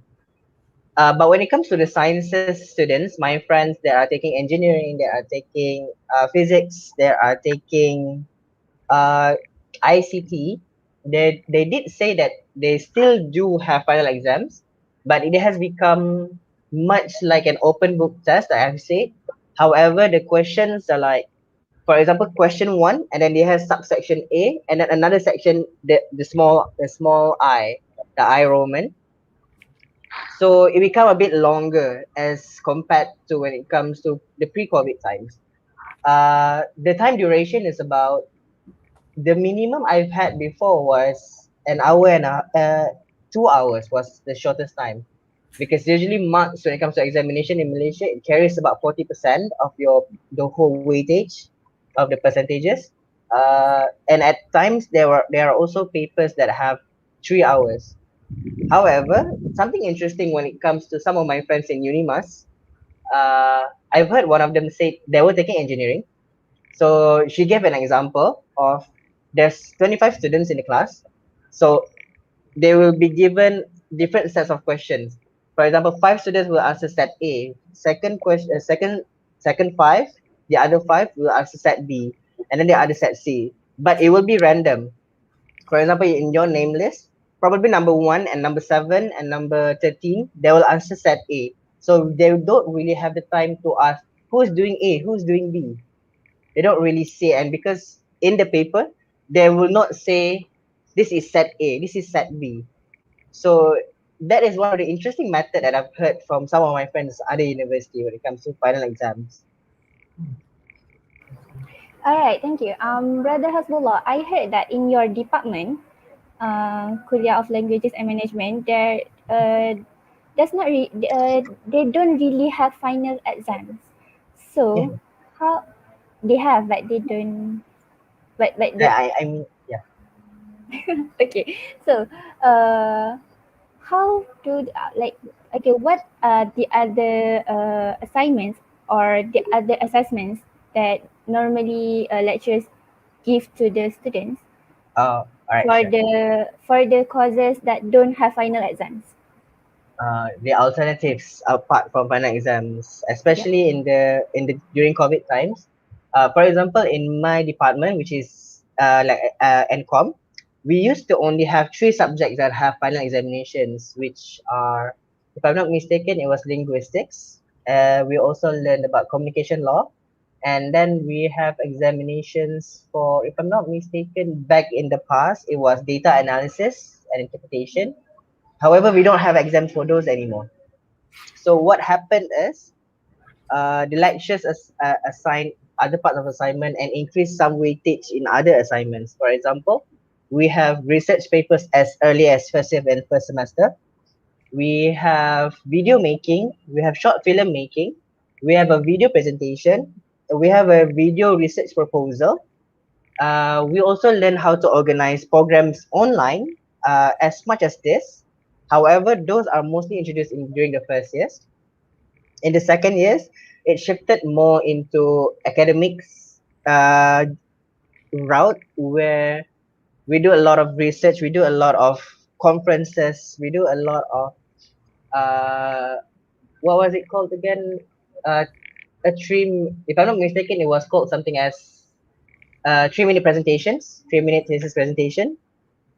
So we do have more alternative when it comes to replacing, if that's the right word, replacing final examinations. Yeah. All right, thank you. So my next question, okay, let's go back to Joycelyn and Karen. What about school? What about attire in school and university in Japan? Do you guys have any specific attire that you guys need to wear? I will let Karen explain up to high school. I will explain from Kosan at university. Yeah. Okay, so I guess let us start with Karen first. So in the kindergarten and the nursery, the attire depends on the school, but typical one is wear uniform and wearing yellow hat and wear yellow backpack. Elementary school is basically no, but some school have attires. And the junior high school is differ according to the school, but the major one is sailor like sailors and skirts. So how about Kosen? Yeah, in Kosan too, it depends on the Kosan. So for my particular Kosan, we don't have a formal attire, but I heard from my friends who entered different Kosan, for the first 3 years, they have like a formal attire, which is very similar to high school attire in Japan. So when they enter 4th and 5th year, it's free. You can wear anything you want. Yeah, and in university also, we don't really have a specific code like clothing that you need to wear. So it's basically free to wear anything you want. Yeah, basically that's it. Okay, so in Japan, different courses also have different system. Is it like some courses have specific attire and another course doesn't have specific attire? Yeah, it really depends on the Kosan. Like, but we have this, like in high school in Malaysia, we have like a specific sports attire. Like for the whole school, you have sports attire. So in Kosan, we do have that system. Yeah. So we will have, but according to the batch, like the first year, second year, we will have a different color of sports attire. It will be the same pattern, everything except for the colors. That's like particularly for my Kosan. So in certain Kosan, there'll be a different kind of a pattern or uniform, I would say. But most of the Kosan, we don't really have formal uniform except from the sports uniform. Yeah. Okay, here we have the slide. Yeah, we have the pictures. Yeah, see. It's something like that. Yeah. It's really cute, I guess. Okay, so do you have anything further to explain about the attire? Not really, but yeah, it's really how you would imagine, like how before I came to Japan, I would imagine like when you see it in animes and movies, like how they wear to school, it's exactly the same how when you are here, it's, I would say, very similar to your expectation. Yeah. Okay. Okay, so what about Brother Hasbullah? In Malaysia, do you guys have any specific attire that you guys need to wear from schools into university level? All right. As best as my memory can serve me, when I was in kindergarten, I don't really have specific attire, formal dress code when it comes to my kindergarten because I'm in the private sector when it comes to kindergarten, but I went to the government sector all the way till university after that. So in primary school, we do have the formal attire for every Malaysian, except for those that have some positions like the prefects or the librarian, not librarians, the assistants of those who went to library whatsoever, they do have a bit of a difference when it comes to their attire. But as for the rest, it's for the guys, it's white t-shirt and slightly black, but more to the dark blue colored pants, long pants. Short pants are only allowed in, if I'm not mistaken, the Chinese school and the Indian school, if I'm not mistaken. But as for the other schools, it goes the same way. And for those who are have positions, they usually will be given vests instead of just change of color. Although I have heard that some international schools in Malaysia, they are more into free dress code when it comes to that. However, they are being encouraged to wear collared shirt. So when it comes to high school, in high school, for the oh yeah, I forgot to mention about the girls when it comes to primary school. For the girls, they will usually be asked to wear white. For the Muslim, they will wear white hijab. What we call as baju kurung, but white baju kurung and slightly dark blue skirt. As for the non-Muslims, they will be they have the option to wear baju kurung as well without the hijab, or they can use pinafore. Dark blue pinafore with white inner. And when it comes to high school, the dress code are about the same. It's just a difference in color. So for high schools, the guys change into slightly light green, but it's not really that light green, if I'm not mistaken. It's been 8 years since I left high school, so I don't really recall the colors. As for the girls, the baju kurung and pinafore changes from dark blue into light blue. And special for those who are in prefects who have positions, they would usually ask to wear a different color to signify that they are not, that they do have positions, so that it will be easier for people to reach out to them. For example, in my school, the guys will have to wear light blue shirt and dark blue pants with black shoes. As for the girls, they will be asked to wear light blue baju kurung, and for the skirt, it will be a bit of a dark blue colored. Also, black shoes, the formal shoes, the suit, not the suit, the skin shoes whatsoever. And for the Muslim, they will be asked to wear a light blue, not light blue, dark blue or black colored hijab. But when it comes to university, it's a bit different because we are now being given the choices of where the correct the attire of your choice. However, in most university in Malaysia, they will ask you to wear collared shirt. It doesn't matter if it's a t-shirt or a shirt, it has to be collared, except for your sports attire. Sports attire you can wear a round neck. But when it comes to for the guys and for the girls, everything that seems appropriate, as long as it's not fit, it's not revealing, you're okay with it. But for the guys in university, you're not encouraged to wear shorts. You have to wear like a long pants. That is in government sector, but for the private sector, it's a bit different. You are given more choices. You can wear shorts for the guys, and for the girls, well, you can technically. I mean, the university doesn't really ban you if you wear something like a bit tight, but it's again based on you want to go to classes and you want to look appropriate for the class. So it's a bit more on the common sense area. Yeah. Okay, thank you, Brother Hafizullah, for a very long explanation. Okay, so my next question would be, in Malaysia, does it easy for us to apply for any scholarships in university level?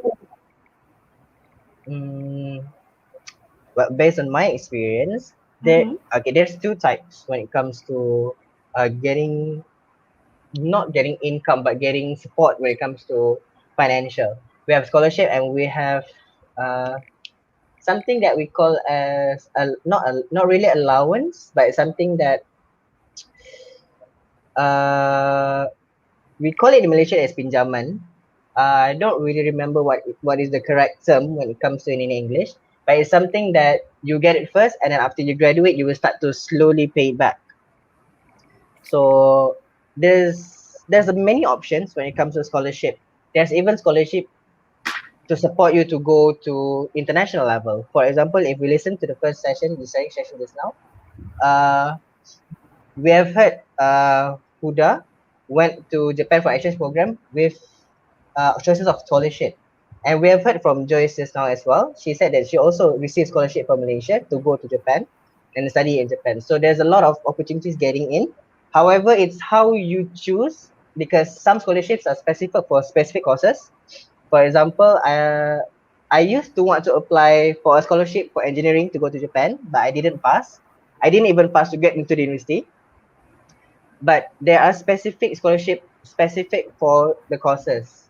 But as for my scholarship, because I'm having taking scholarship as well, it's really on the government scholarship, where it supports about just random courses with some contract going on later on, where we have to work 4 years for the government or so.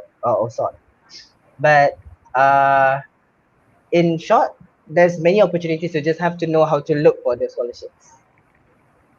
All right, thank you. So what about in Japan? Is it easy for you guys to apply for any scholarships? Maybe Karen wants to answer?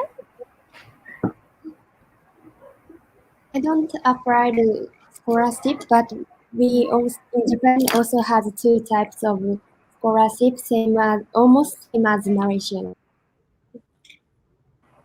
Okay, Jaslyn, do you want to add anything?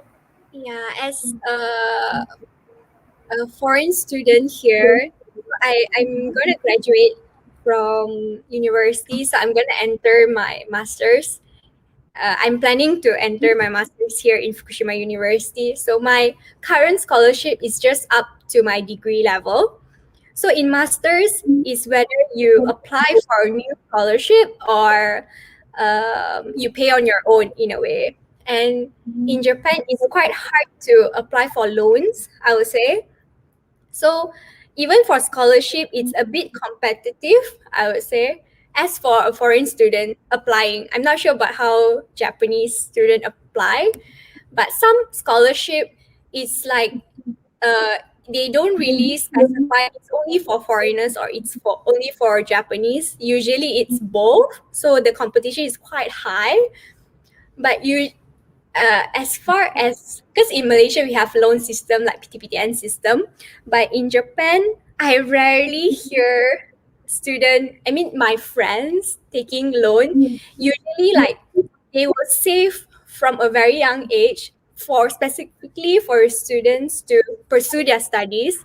It's like a bank, like you apply a loan in a bank, then you save bit by bit, so that by the time the kids enter university, they can use the money and to further their studies. That's what I usually hear here as a student.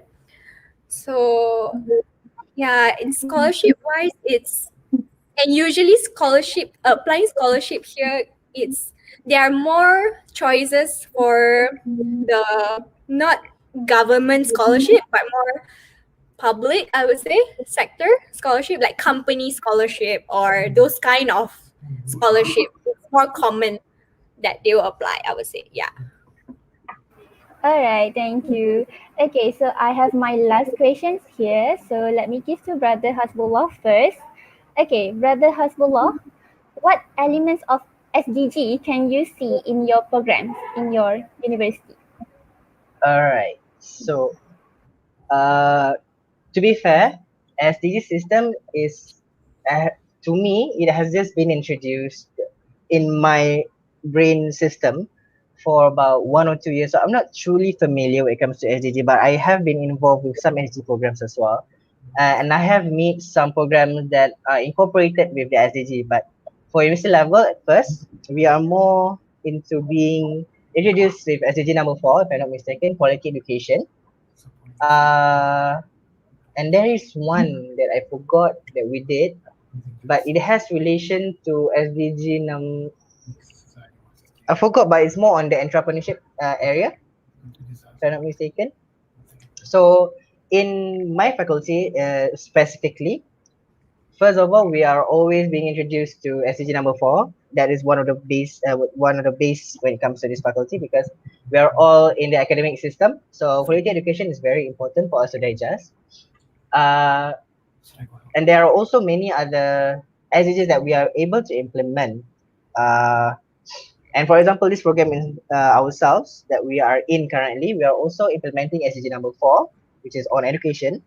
So, but then I believe there are more SDGs that can be implemented, as we have heard in the first session where Dr. Muar has presented on many other SDGs that are being implemented. And when he was asked about the implementation of SDG in the future, especially during COVID times, there are a lot that can be implemented, even via online, even via virtual meetings as this.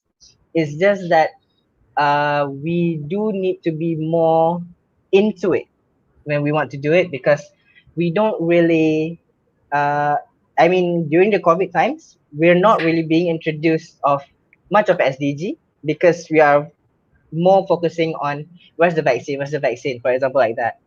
So now that things are slightly getting better time by time, I think it's time that we are actually being more introduced to SDG in university level.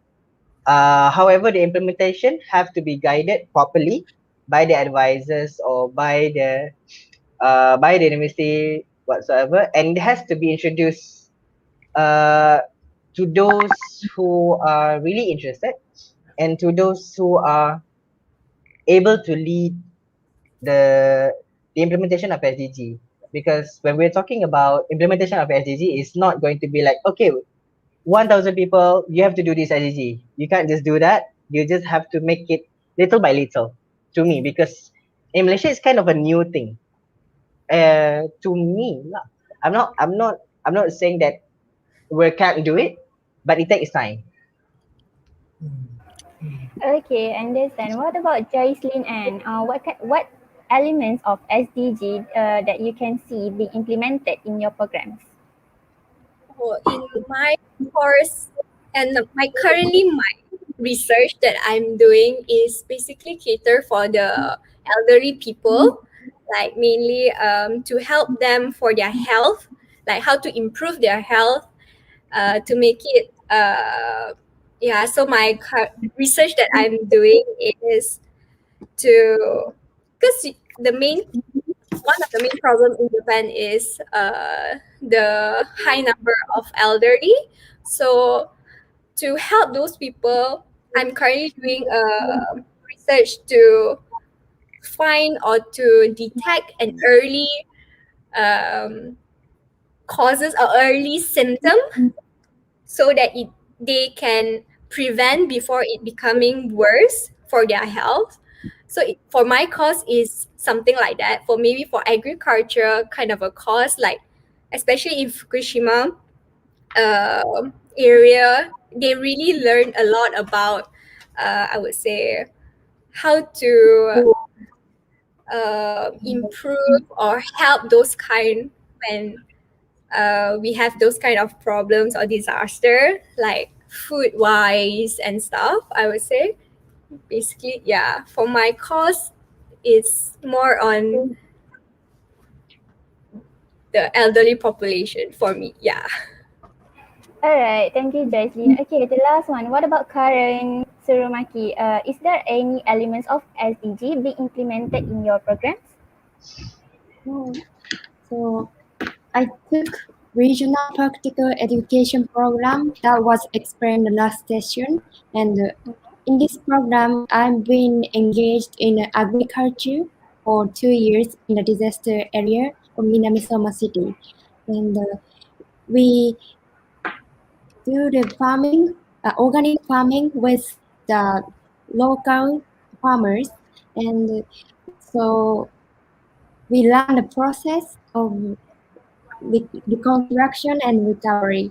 So then, and in this SDGs program, maybe it's 14 giving the best under nature is much of this program, I guess. Okay, Right, thank you. Okay. if I may add a little bit when it comes to the implementation of SDG, is it Yeah, okay? sure. Yeah, sure. All right.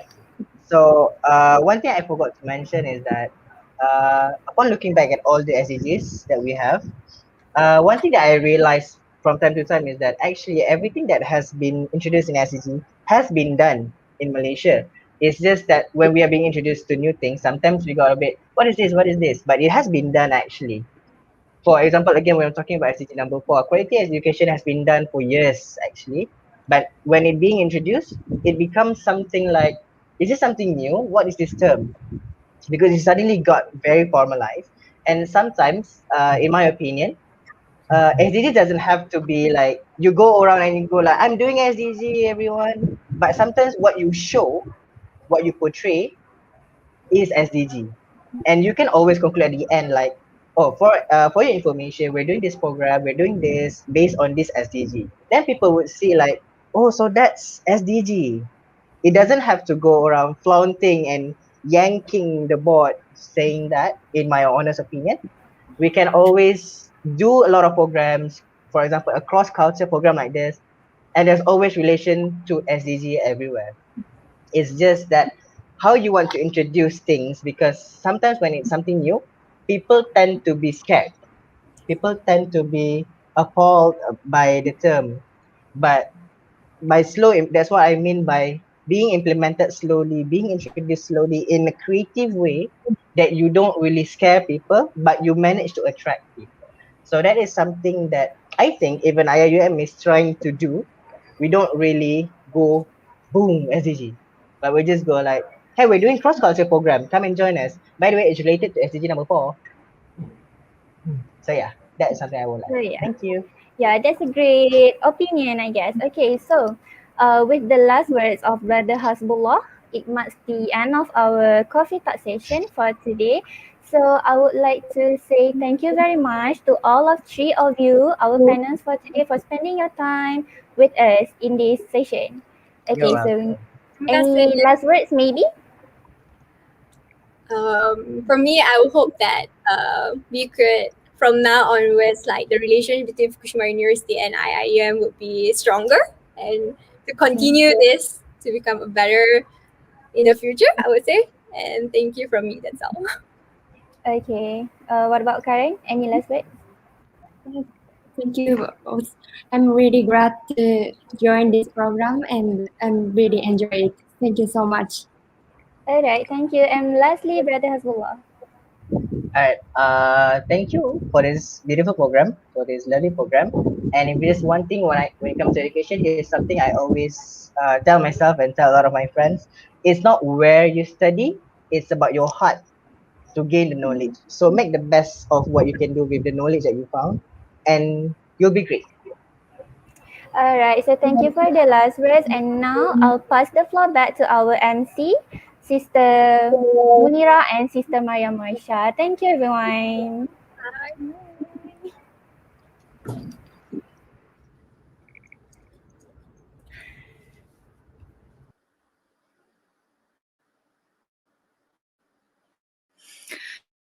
Thank you, Sister Tasha, with that lovely sharing. Ladies and gentlemen, we have arrived at the end of our program. 他社さん、ありがとうございます。ご参加の皆様、いよいよプログラムの最後になりました。On behalf of the working committees of Reunite, Reconnect, Rebuild 2021, we would like to extend our gratitude and thanks to our distinguished VIPs and guests for being here today. We, representing the committees, would like to extend our heartfelt apologies for any shortcomings and mishap throughout this wondrous event. We hope that this program has given a huge impact on everyone as much as it had on us. Reunite Reconnect Rebuild 2021年の運営委員会を代表して、本日ここに来てくださった BIP とゲストに感謝の意を表します。運営委員会を代表して、本日はインターネットもたくさんなったことをお詫び申し上げます。しかし、素晴らしいイベントの機会をいただき、心から感謝申し上げます。このプログラムがたくさんの人に大きな影響を与えることを願っています。Let's end the event today with a recitation of Tasbih Kafara and Surah Al-As. タスビカファラとスラアラスの朗読でイベントを終了しましょう。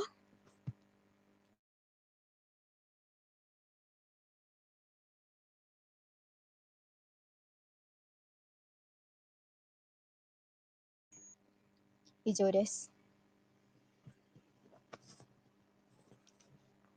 ありがとうございました。